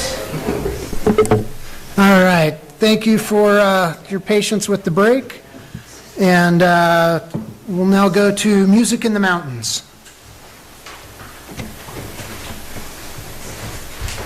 Hi there. Hello, Mr. Mayor. Music in the Mountains. This has been, I think, is this going to be our third, or I think it's got to be our third year. Third year. Yeah, so it's, in my opinion, my humble opinion, it has been hugely successful gathering place. The one thing I would say is last year, we kind of scaled back and only had like, I don't know, six in the feedback from the farmers market was like, please come every single week. So I think what Shay has come up with this year she's already talked to like all the bands and just starting to fill in the schedule. She wants to be there every week supporting the farmers market. So I think it's, we're going to have more bands, try to spend, the same amount of money. And again, it's just a great place for the community to get together. So I think it's well I spent. guess she saw that she was going to put it back a little bit further so that they were playing during the farmer's market, not just quite the cutoff, right? Did I read that? Yeah. There's kind of a push and pull with the vendors. Like, I don't know, some of them complain about the loud music, and I think they should all be really happy that there's 200 some odd people there. Yeah. But I think we're still trying to dial that in. But I think Shay and Gray Bear Productions probably have an idea of how best to make that work. Figure that out. Yeah. Cool. I think it's cool. No, it's a good program. The community definitely all comes out to check it out. Yeah. And I can tell the difference too when the bands are playing and when they're not. Like, it's got a following for sure. Yeah. So that's okay. It's interesting. Okay. That's it for you. Just so everybody's aware, I'm going to recuse myself from this vote just because Raver Productions does supply the sound equipment for those shows. All right, we'll move right in then to 4th of July fireworks. So 4th of July in the past, we have been requesting $15,000. And with this being the semi-quincentennial, the 250th celebration, I thought it was appropriate that we just try to raise the bar just for this year and this year alone. I don't know if we would ever come back and ask for this amount again, but as we know, the town of Alpine, we just found out last night, there's tons of people that come here just to be able to partake in our fireworks. So I think that means a lot. You know, it's hard to quantify how many heads and beds we get because of this fireworks, but we know how busy it is just in general. And over the 4th of July, it's our busiest weekend of the year. So I think it's pretty well justified. I guess it's up to the committee. If you felt like it's too much of an ask, then, you know, I wouldn't have a problem bringing it back a little bit. It's just maybe the town steps up in a certain way, or we just have to back off the size of the fireworks show. The first year that we had the fireworks with the new group, we spent $15,000 and it went for like 15 minutes. So it's almost $1,000 a minute. I don't think we're going to get a 25-minute show. What they're going to do is just use bigger mortars and have bigger fireworks. It'll still be about the same length of a show. Has any of the businesses been approached about trying to? You know, we've never asked any of the businesses since I've been mayor. But, I mean, you know, I think this is something that a Chamber of Commerce would probably be really active and get businesses to participate in this thing. Because hands down our busiest weekend. Absolutely. From Yeah. a grocery standpoint, I can tell you it's the busiest. Well, it's everyone's So it's- busiest. Yeah, it would be, and it would be great to do something big, but it would be cool if the whole town got together on that. Yeah, I mean, to me, it makes sense for, like, the grocery store to participate. They're selling a ton of fireworks. If they turned around and made a donation to the town that was used for this or some other specific purpose, I think that would be a great gesture. Both Brolum's and KJ's are on the run now. I think they should be open to that because, of course, they're taking advantage of all the tourists that are coming in to see it. Discussion we Yep. could have. Okay. I don't think I have any questions. No, thank you. All right, nor do I. Go right into Winter Jubilee. Winter Jubilee, of course, is like our big winter event.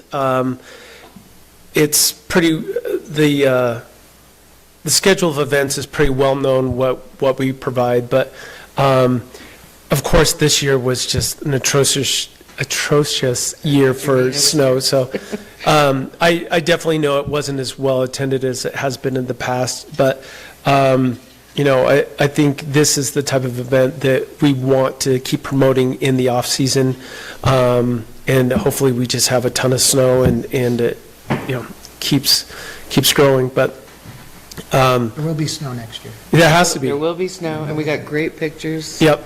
It's going to happen.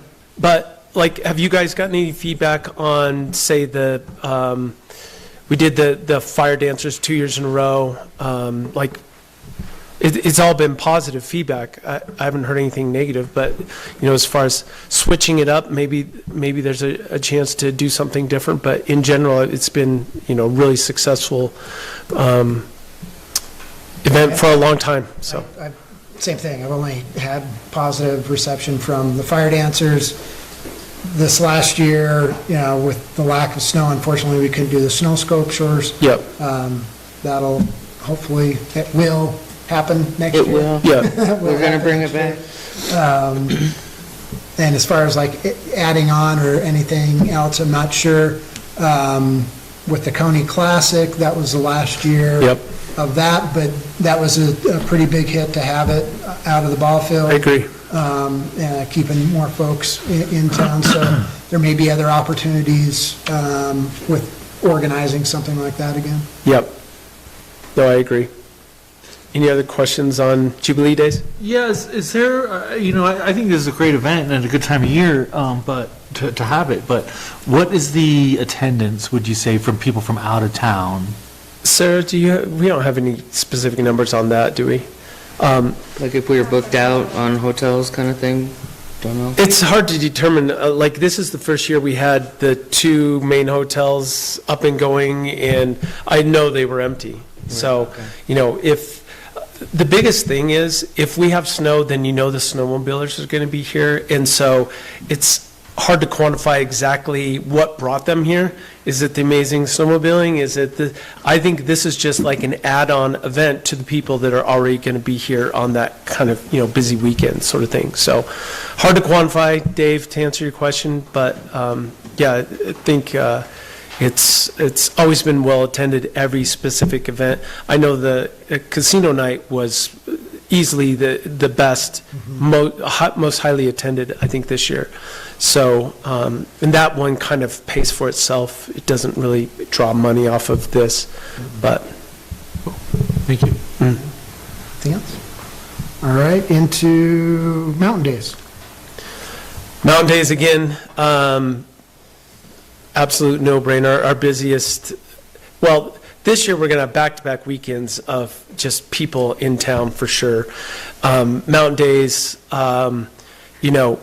it's consistently for the 3 days, it just keeps growing every single year. Melody has more food vendors every single year. Oh, there she is. Hello. So yeah, it's definitely grown every year, and the need for like added power and the water and things like that have forced the town to put in infrastructure. So that tells you that the town's willing to get behind this event and keep it growing. So I don't know officially, I don't have the budget for Mountain Days, what this specifically pays for. Melody could probably add some light to that if it was important, but yeah, again, another great event that the town puts on. We have 4 minutes if you want to add anything, Melanie, to Mountain Days. We're talking about Mountain Days. Turn the mic on. Yeah, do you mind, how much are we applying for? 6,000. Right. And what is that going for specifically? Entertainment, Okay. because the birds of prey and everything's getting more expensive. Perfect. Is that in the form of hotel rooms or just purely to? Entertainment. Okay. No hotels. Okay. Anything else, guys? No, thank you. All right. Grooming lease. This is a tough one. We had the lease this year for this piece of equipment. You guys funded it last year. We only got to use it basically once this year. So. 3 times. What? Right. Yeah, we twice on the Grays and then once during Mountain Days by the ball field for Coney Classic. I will tell you, when it was used, Troy Johnson said it did an amazing job on the Grays, like just getting rid of the whoops on the side, and on a good snow year, it's going to do amazing things to get the snowmobile trail out to the Grays groomed and keep people off the road, going across the bridge and getting over to like the rugby field, kind of where you're going to be, all the skiers are going to be over there. The main reason why we wanted this was to support the trail out to McCoy Creek. And we worked with YDOT extensively to make sure that they had built up the side of the road next to the guardrail. And so we have 8 feet. The groomer we got is 8 feet wide, so they're happy with that. And I feel awful that we didn't get a chance to really use it and test it out this year. But I think this groomer adds a lot to the community, especially on a big snow year. Getting people out to McCoy Creek safely, out and back, is so important. And would be if there was an accident, someone trying to cross the highway. So I hope we can find a way to get it done in this budget. It's a total luxury item for sure in the budget. So. And then I spoke with Jeremy from Mountain States, yeah, who leases us the groomer. He said if it is approved, he would take 10% off next year's rental or lease, yeah. So instead of $42,000, it'd be $4,200 less than that? Well, it'd be the $4,200, the lease is, I want to say $3,900.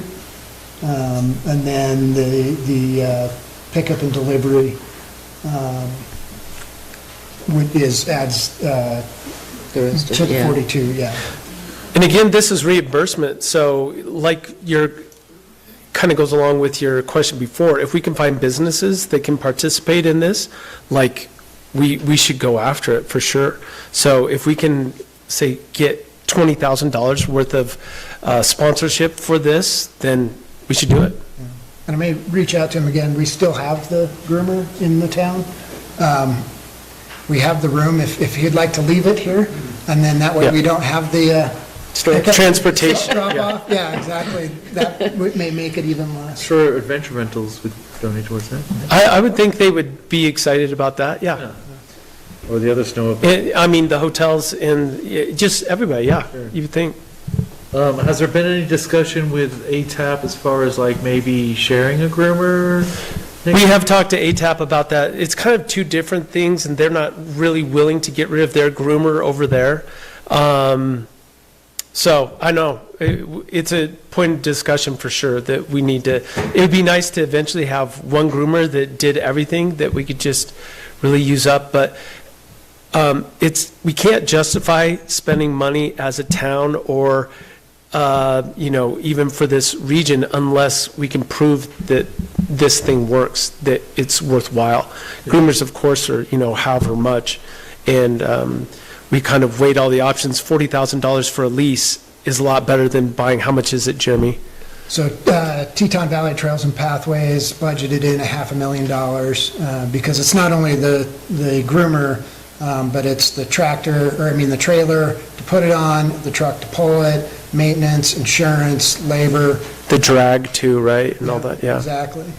So, yeah, they budget in. The groomer itself, if, say there's an angel donor out there that really wants to see this happen, we could make a deal with this particular groomer, with Jeremy, but I would guess it's still going to come out to around $160,000.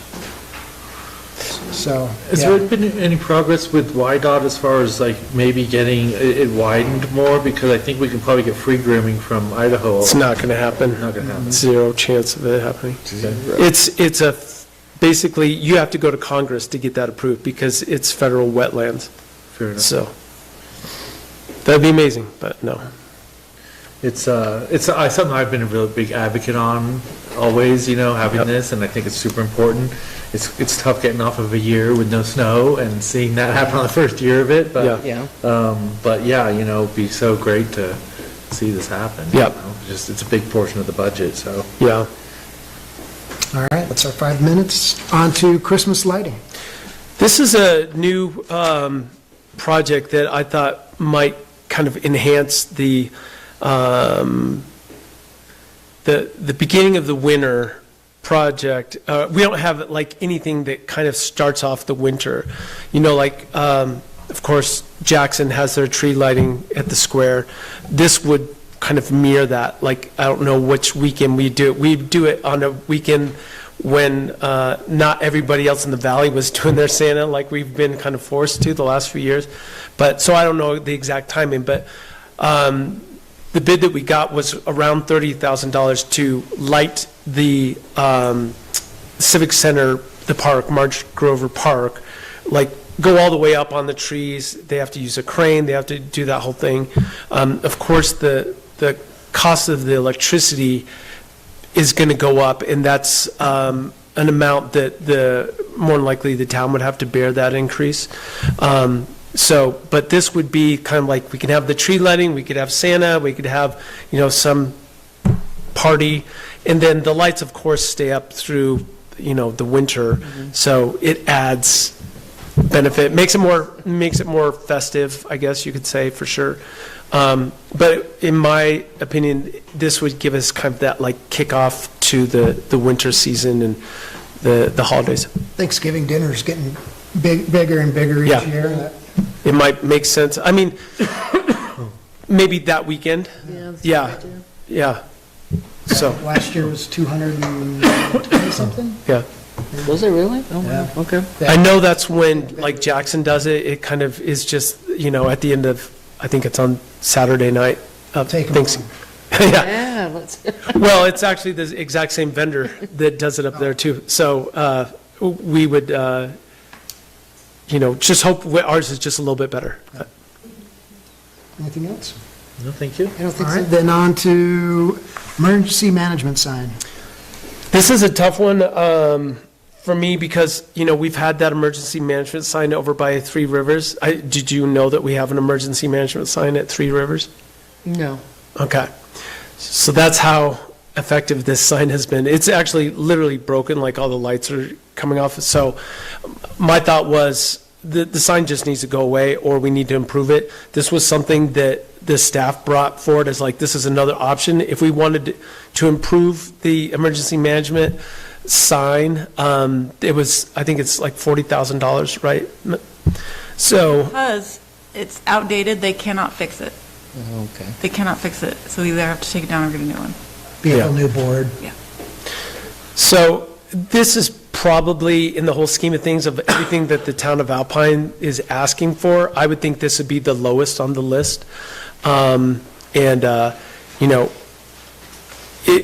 is kind of similar to the kiosk that we were talking about, like that would be awesome. Again, another luxury item. I don't know what, in this day and age, Facebook and TikTok or whatever, what this sign would tell people more than what they can just get on their phone. So that's kind of the question that I have on it. But we just thought it was, we would bring it forward and let you guys noodle on it. But Thank you. Thank you. And then additional trash receptacles. Mel, I don't know much about this one. We've had some complaint about not enough places to put trash. So we were trying to incorporate it into the parks. There's no trash can at the skate park. There's a plastic trash can down at the ball field.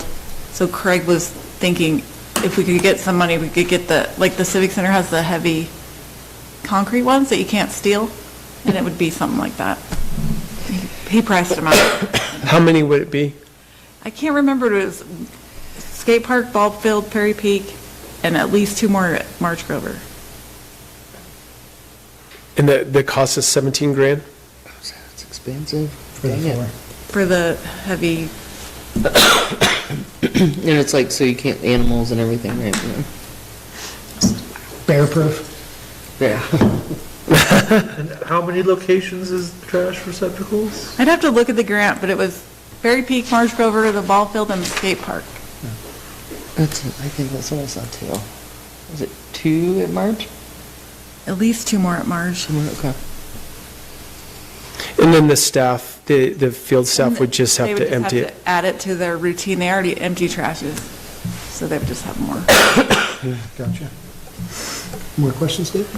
No, I don't think so, other than, or there's like priority spots if that had to be shaved down a little bit, like, are there like priority locations where? Definitely the ball field and the skate park, because there's nothing at the Yeah. skate park, and the ball field is just a plastic Sure, okay. Ace Hardware that they could steal it if they wanted A to. lot of people use the porta potty as trash. Down at the ball field. It's pretty bad. But that would be one of the benefits for sure of having a trash receptacle right next to the porta potty. So less likely to go in there. But yeah, I think if you need to make any cuts, we would just cut the number in locations. Gotcha. Okay. Plus, that was like nicer, that he could get less expensive. Okay. I was wondering, is You could that definitely give only option? less and get. Okay. Another ace. Yeah. And a this little would bit be under heavier. impact fee, right? Put like, I would think this would go under the impact Yeah, I think bucket for sure. impact, yeah. Mhm. More questions? Got 2.5 minutes. I don't, I mean, I get the need. Okay. Yeah. Go on to bridge jersey barriers. No, I don't know much about this one either, but I remember talking about it for a period of time. But is this the plastic jersey barriers? Adding the orange, like, plastic ones in between the concrete ones to make it more visible, because it's kind of dangerous the way it is. Yeah. Across the bridge. Across the bridge, this is more of Jeremy's baby. Well, I did kind of wonder, so when we took the barriers away, there was no accidents, but when we had barriers, we had accidents? Yes. Did I read that right? Well, when we took it away, There was no, I mean, Sure, there was no snow. Well, We originally took it away because there was, it was dangerous, and so this is, I mean, you guys probably know, one of the major accidents that happened, a gentleman was riding at night, didn't know there was an end, he was riding on it, went over into the road, practically got killed, and has had, I just talked to him the other day, he's on his like 11th surgery is coming up. So, the Public Works Director has been out there early in the morning and actually seen a car upside down on top of where the Jersey barriers are, the trail. So it was our thought to try it 1 year without the Jersey barrier and just push the snow over there and see if, we didn't have an issue with people, driving off of it or, running into it. Basically, instead of running into the Jersey barrier, you could just run into a pile of snow if somebody got loose like they have in the past. So I think this is something to try to improve the experience and make kind of a hybrid system. I'm not totally for sure on how it integrates with the rest of the Jersey barrier, but I think they're kind of intermingled in, right? they're the same form, same, Okay. they're just. Be bright more orange. visible. Yeah, more visible. Right. So, I mean, this is another one that, again, it could go to impact, but I don't know, me personally, if having the Jersey barrier there helps or hurts the possibility of, people crossing the bridge. So I think that would have to be studied. I know YDOT hates it. I'll tell you that. They hate the Jersey barrier. They provide the Jersey barrier, but the town of Alpine has to put it up. So, it's just one more thing that the town has to do. So I'm kind of up in the air whether or not we should spend this money this year. Like, I would almost like to try one more season without the Jersey barrier on a real snow year and see how it works out. But that's just me. I'm only one voice, so. Is it possible to get like orange, like just plastic reflectors? Won't damage a car, it won't damage a human, and will just bend over if somebody, hits it? I think anything's on the table, those type of things, YDOT has told us like they will not work with their plow. I mean, you saw what the plow did to our fancy signs? Well, they did, So- they had the flashing lights, I don't know if you remember Yeah. that, 2 years ago, and the first snowstorm of the year, the plow took half of them out. Yeah. Yeah. So, I think there's a few things, like, are you talking those bollards or something that on the side of the bike? Yeah, you see them on the side of the road. Like Yeah. the little hollow plastic reflectors. Yeah. They're like 4 feet high. I would say YDOT is unlikely to allow us to do that, either just because we'd have to drill into the surface to mount them, so. But anyways, food for thought on this one. For thought, For yeah. thought. Sounds good. All right, the next semi-quincentennial mural. This one, has already, you probably all noticed that we had a competition to pick 4 people's artwork to integrate on the fencing around the substation for Lower Valley. And there was 4 winners, and we've kind of already planned where they would go on there and designed it. And Mel, help me with the cost of this one and what that's going to be. How much of the budget is that? The 7,000 or how much is it? 7,750. Right. And how much of the budget is that for the whole project? I haven't, Yeah. So. Sarah has not told me, but I know it's, a little bit of it was for landscape. Right. I know that we tried to get the other grant for that. We were trying to get 25,000 from the county for that, and we didn't get fully funded on that. But the whole project is going to cost around $25,000. So this is going to supplement what the county, Yeah, you guys Can't got do. 19, I think. yeah. So this will supplement what the county, our shortfall through the county. But we were inspired to do something based on how successful Thane's mural was on the side of their building. We couldn't find a great place in the town of Alpine to put the mural. So it made a lot of sense, like, what else could we do? And we thought, coming into town, try to make the substation prettier.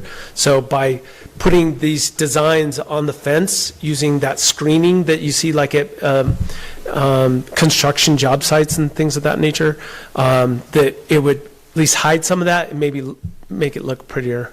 But it all goes along with the semi-quincentennial celebration this year, for sure. Okay. So the total receipt from the America 250 grant program was 19, not the 22,250? Yeah, it was something like 19,000, I think, right? Yeah. Cool, thank you. Anything else? All right, thank you, Mr. Mayor. Okay. That concludes our 5-minute, and look at that, we saved 10 minutes off of that. So what we'll do is, we'll go back, and how this works is, as a board, I'll ask the board for a motion to approve on first reading. Generally, we have anywhere from 1 to 3 readings, and it doesn't need to go all the 3 readings. It may be approved tonight if the board so chooses, but I'll go through and I'll ask for a motion. If I do not hear a motion, or if I do not hear a second, what that means is that application won't be approved, won't go on any further. And then we'll move to the next one. Are there any questions with that, how that will work? Okay. So we'll go back and back to the first one. And Dave, you're out. So I have first reading. Can I get a motion for first reading, Alpine Fire District in the amount of $17,000? I'd like to make a motion to approve on first reading, Alpine Fire District for $17,000. Okay, I'll second that. And for discussion on that, again, that falls into the impacts of tourism category. And it'll be for first reading. Do you have any thoughts, questions? Not when it comes to the fire department. Give them what they need for me. With that then, on first reading. Aye. Aye. That moves on.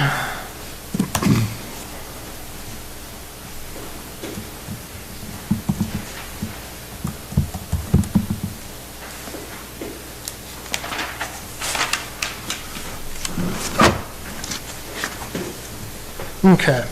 Can I get a motion for first reading of spur and ski, requested amount $25,000?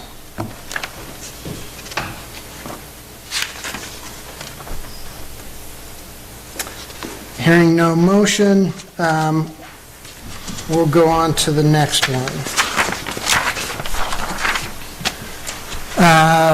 Get a motion for first reading, Friends of the BT. Was that for the 22K?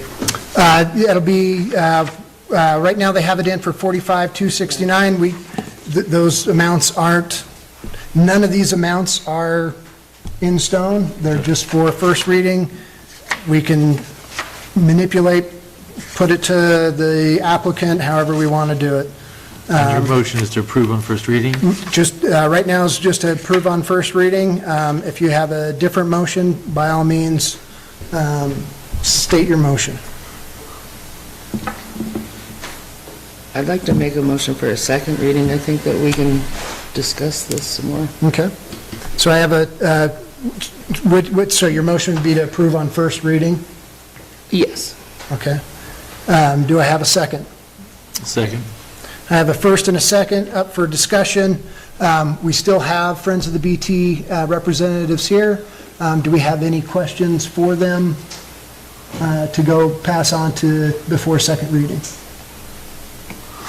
I don't think so, no. I think it's going to be a general go back and see if we can sharpen our pencils for the second reading. Okay. Honestly, knowing what's happening. Yep. All right. Thank you, guys. So I have a first and a second to pass for first reading. All in favor, say aye. Aye. Aye.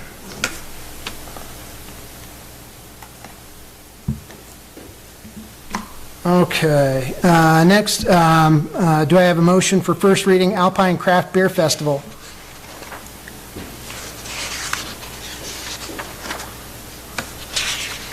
Going once, going twice, no motion.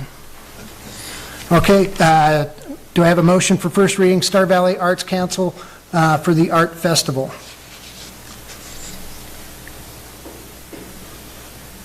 Motion for first reading, Star Valley Arts Council, $3,500. I have a motion, do I have a second? I have a second.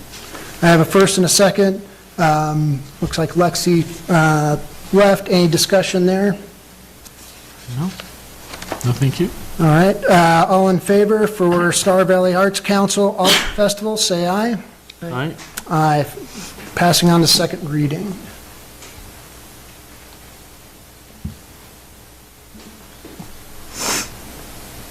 Next, Star Valley, can I get a motion on first reading for Star Valley Art Council mural?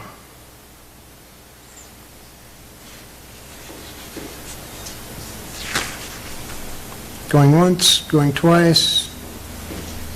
No motion there. I want to. Okay, next would be, can I get a motion for first reading Melvin's Farmers Market? Going once, going twice. No motion there. Next, can I get a motion on first reading for content marketing proposal? Motion first reading for content marketing proposal. A second. I have a first. A second. And I have a second. Paul and Sam left. Any discussion? All right, all in favor to pass first reading content marketing proposal, say aye. Aye. Aye.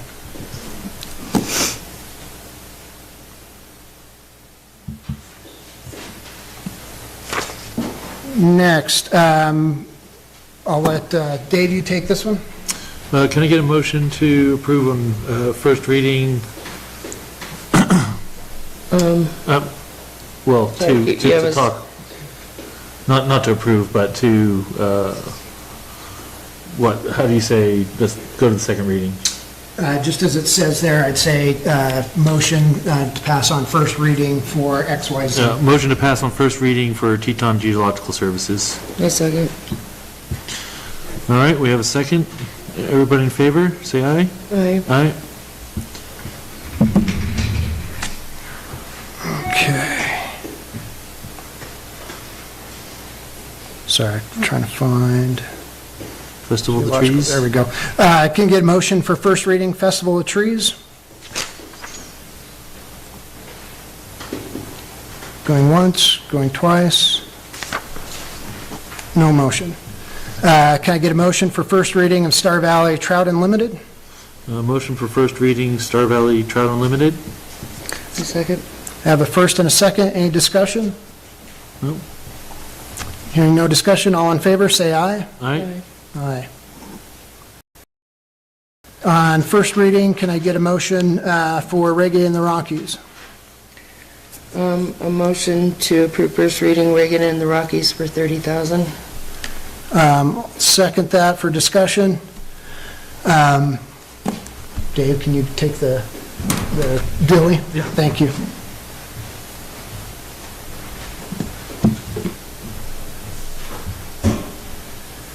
So, I'll let you go first if you have. It's more of a discussion of getting help with the town. I would like more discussion on seeing if we can get donors, especially those that are looking to do music venues. I would like to see if maybe specifically Melbourne Brewing would like to sponsor that, maybe have a vendor situation where they're helping provide beer in food and some of the things that they would like to do, I'd like to see if maybe they can come to the table. Absolutely, yeah. We'd love to partner with, especially Melvin's, but whoever we can. I mean, Melvin's, I think, would be a great fit, as they have been in the past, for these events. But we definitely go to pretty much like 100% of businesses in town and get sponsorships. And, this is something that, we just kind of, as we grow, I think people realize that this is a bigger event. So I think our sponsorship's going to go up. We hit, I think, $4,800 in sponsorships last year, and our goal again is this year's $5,000. But I'm hoping it's going to be more than that because, as people see that this is a successful event, I think more businesses will get on board with it. Agreed. And then so I know you're hoping for funding as soon as possible. What I'm just kind of curious is, Dave, with the ask, that's 26% of the budget. So I'm wondering what more, if anything, can possibly be done, working with catering for the liquor catering. I know we're going to try and work on that. Is there any other avenues that you can think of to lower that amount? To lower the ask? Yeah. We've, really picked our brain at everything we can. We're going to obviously pursue, like I said, more sponsorships. We're trying to keep costs as low as possible. Unfortunately, there's years, like, for instance, last year, we we're able to do it with bands that were routed, so they come in their own bus, they sleep in their bus, they come with their own musical equipment and so on. We've been unsuccessful this year in doing that, so we're going to have some fly-ins, and that's kind of the reason the expenses have gone up this year, as far as we got to buy them plane ticket here, we got to put them up in a VRBO or hotel, and then transport them around, obviously pay for their food and stuff like that. So it becomes, more difficult. So this year, we're already projecting running at a loss.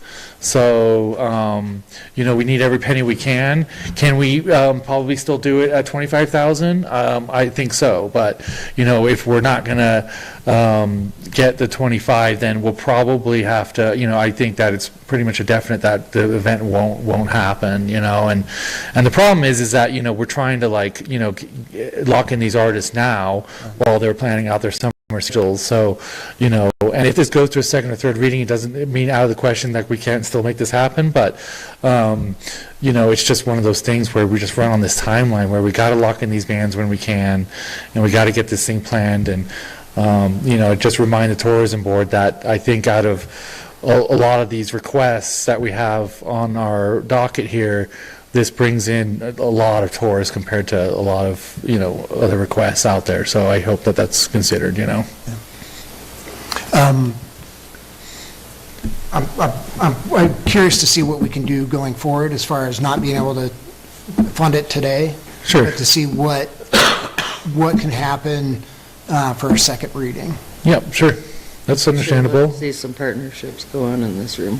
So, I would love to see what we can do on a second reading. Okay. Because I want to do it. We're going to figure it out. Yeah, I know there's a limited amount of budget and, so understood. Okay. All in favor of passing on first reading, say aye. Aye. Aye. Well, thank you. Thank you, Dave. Can I get a motion? I'll let Dave sit down. Motion for first reading, Walnut Hills. Motion, first reading, Walnut Hills. And a second?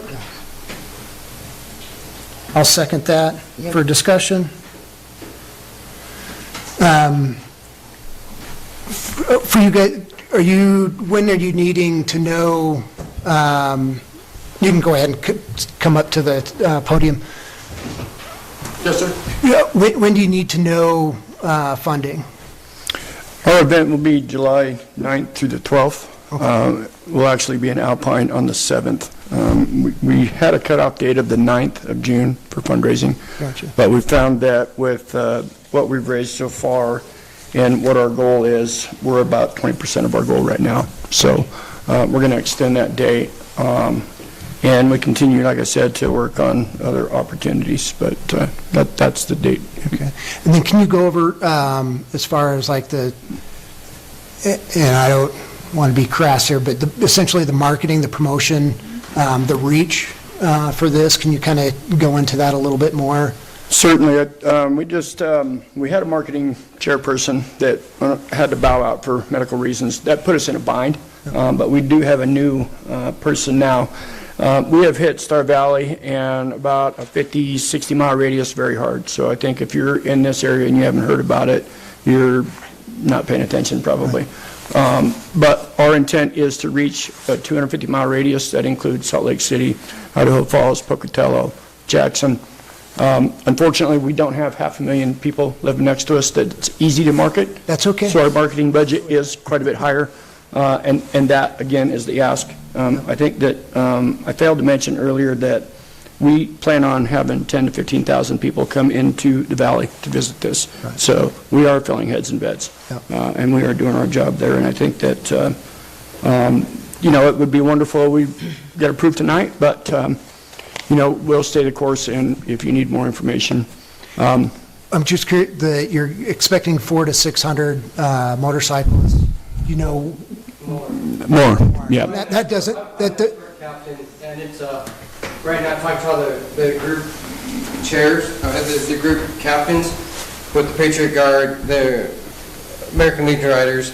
There's 5 big groups I've been talking to, and they're estimating anywhere between 500 and 800 riders. yeah, that doesn't surprise me. And so it's coming from Billings, so a lot of those guys are coming down, summertime.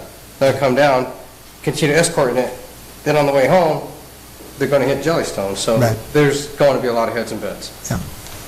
So I think the big thing really to mention is that with that amount of people, not to mention all of the work that we do, running through town, going through town, everything else, we're instrumental, I think, in the valley here with this project. And to have that many people in the town of Alpine just for that one event to parade through here, that's going to bring thousands of dollars to the local businesses. And we're proud to be able to do that. So however long it takes you guys to decide, we're going to do it anyway. And you guys are going to benefit from it, so we hope we benefit from it as well. Thank you. Thank you. Do you guys have Thank you. anything else? No, it's dear to my heart, so Would you take public comment? Please. Yes.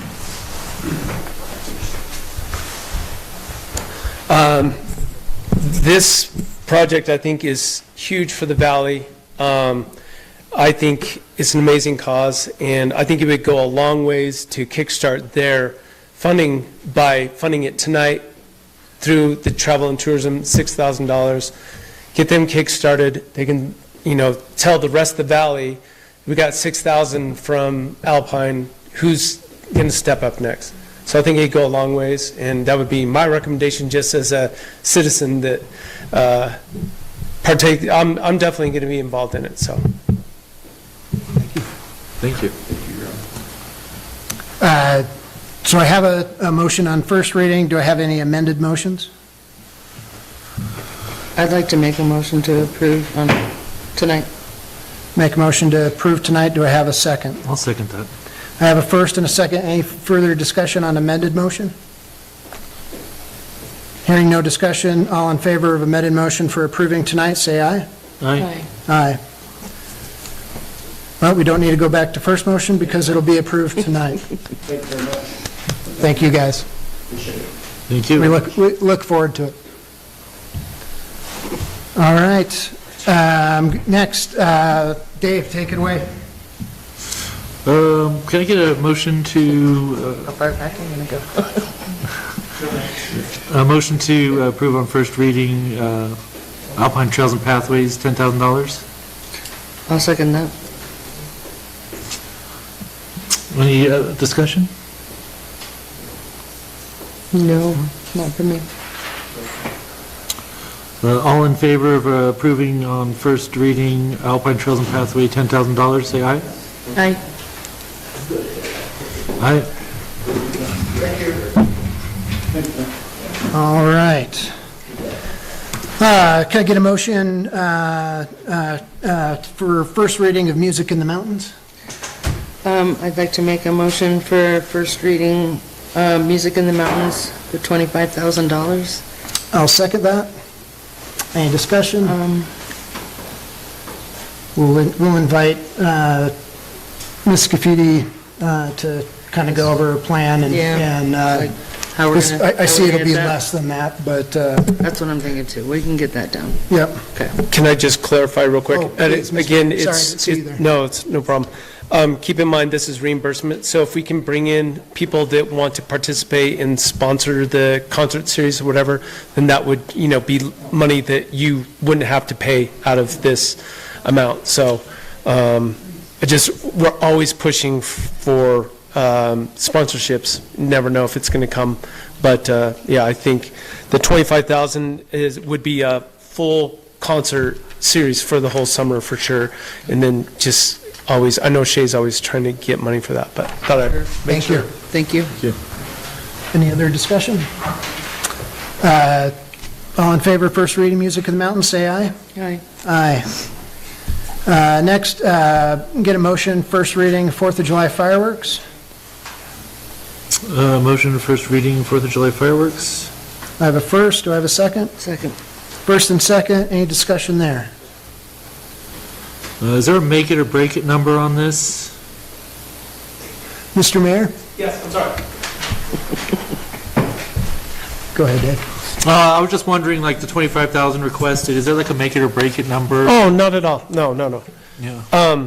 Like I said, we've been doing 15,000 the last couple of years, and it's been, in my opinion, the best show we've had.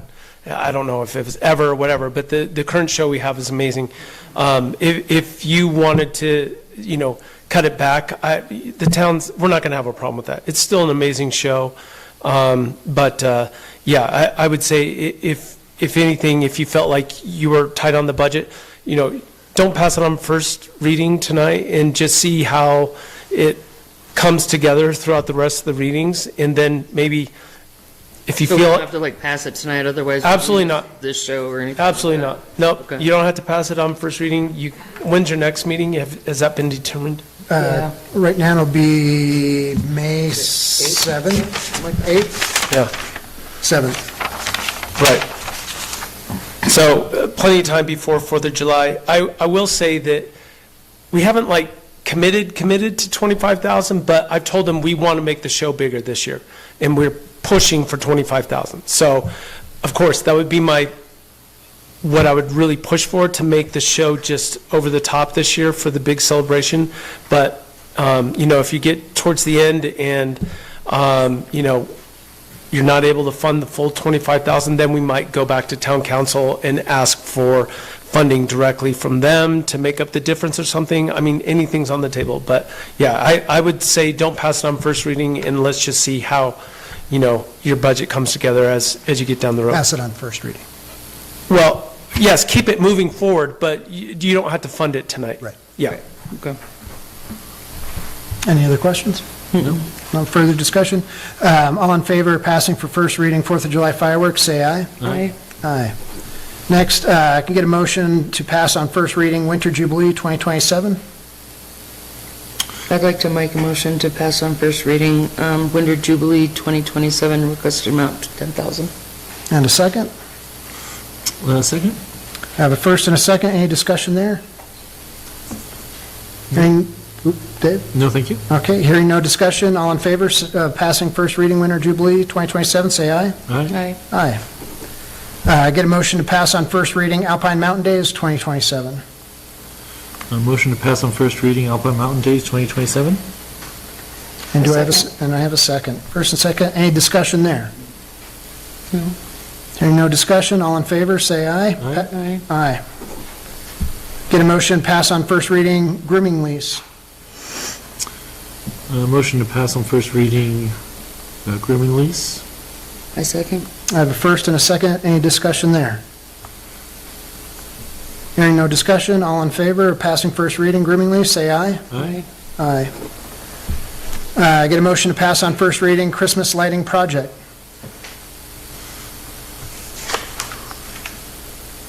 Going once, going twice, no motion. Get a motion to pass on first reading emergency management sign. Going once, going twice, 3 times, no motion. Pass on first reading additional trash receptacles. A motion to pass on first reading additional trash receptacles. I second. I have a first and a second. Any discussion there? Hearing no discussion, all in favor of passing first reading additional trash receptacles, say aye. Aye. Aye. Sorry, Jeremy, on the Please. on the last one, I would just say that's obviously another one that I think we could change it in the future. We might change for the second reading, maybe a more reasonable number, 5,000 or something like that. And we could test, if we like them, we'll get more the following year, whatever, but that would be one that I would earmark as one that we could, change the application in between first and second reading. Okay, great, thank you. Get a motion to pass on first reading caution supplies for bridge jersey barriers. Motion to pass on first reading caution supplies for bridge jersey barriers. I second. I have a first and a second. Any further discussion there? No. I think we need to kind of just sharpen our pencils on this one too and see. Yep, there will be sharp pencils on second. Very sharp pencils. Sharp pencils. All in favor of passing first reading caution supplies for jersey barriers, say aye. Aye. Aye. And last but not least, get a motion, pass on first reading semi-quincentennial mural. Motion to pass on first reading quincentennial mural. I have a first. I second. And I have a second. Any further discussion there? Mr. Chairman? Please. This is one that I think if we could get this approved on first reading, that would help out if you guys are open to it. Basically, we're ready to order this, and we've got the funds coming in from, the county. You already have them. I'm sorry? You already have them. We already have those funds, so we're able to order it, but I guess if you want to wait, you can wait, but we know what the hard costs are on this whole thing, so I don't think the number's going to go down that much, but we can work with staff and see if it can go down. If you'd rather wait till the next reading to get the actual cost, maybe, but this is one that I think it is going to, I just want to make a point that this is going to be really close to that number. So, yeah, we're probably not going to have too much adjustment on this number if you consider on second reading, but. And just so everybody's aware, this comes out of the arts portion of the budget. What percentage is that? So it's 5%. So the arts budget is totaling $18,750. Right. And what you have in the arts budget is this mural and the arts festival, and it'll be those two, because we did not That's right, pass. Yeah. Art festival, the art Did not mural. pass the arts mural. Right, yeah. Those are both So within there- budget then. There is funds in the budget. Can I get a motion to approve the Make amended motion. application? Amend the motion to approve the semi-quincentennial mural for $70,750. I second. I have a first and a second on amended motion to fund the semi-quincentennial mural on behalf of the town of Alpine for $77.50. Any further discussion? No? Nope. Hearing none, all in favor, say aye of amended motion. Aye. Aye. Aye. And then that takes care of the first reading, so we have that funded. Discussion items. Before we do that, thank you, everybody. As I said at the beginning of this, it was not fun for us. I wish we could fund everything. And then going into second reading, we'll be slicing, dicing, cutting, sharpening pencils, all that. Some may not go through to first reading or third reading. Again, if there's anybody outside, we have a lot of great projects here. By all means, if you're looking to help out, to fund, get in touch with one of these folks or get in touch with us, and we'll get in touch, have you get in touch with them. On that, I can leave it up to, does anybody have any further comments? Great. Good meeting. Thank you. Hearing none, then we go to discussion items. Next meeting date, we've already discussed this, so second reading will be May 7th. And then third reading, because I expect there to be a third reading, will be May 21st. And that way we can get our budget into the town of Alpine before June. Can I ask one question? Yes, sir. When would those be? Sir, I'm sorry, can you just so the folks at home can hear you? Just a question for us is, when would those actually be funded and checks put in the mail? So they're approved tonight, and again, we don't give out cash, it's all reimbursement. So whenever you have receipts, bring them into Melody, and then that process generally takes a couple of weeks, 3 weeks to write the check out. Yeah. Perfect. And then you need to also do a post report. Yep, yeah, exactly. Thank you, Dave. So those who are approved for any of the funding, when we meet in October, we ask that you come back. Part of the fund is to give us feedback info, how it went, what you did. Any advertising, marketing that you guys do, please get with Melody. She'll give you our logo, because part of that funding, our logo needs to go on that. Better believe it. We got you.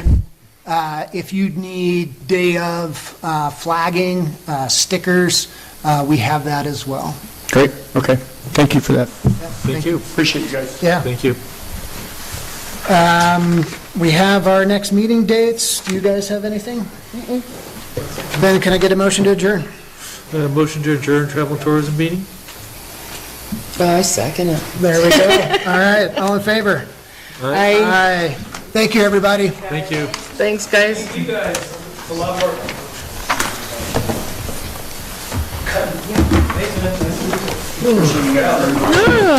Thank you. Thank you.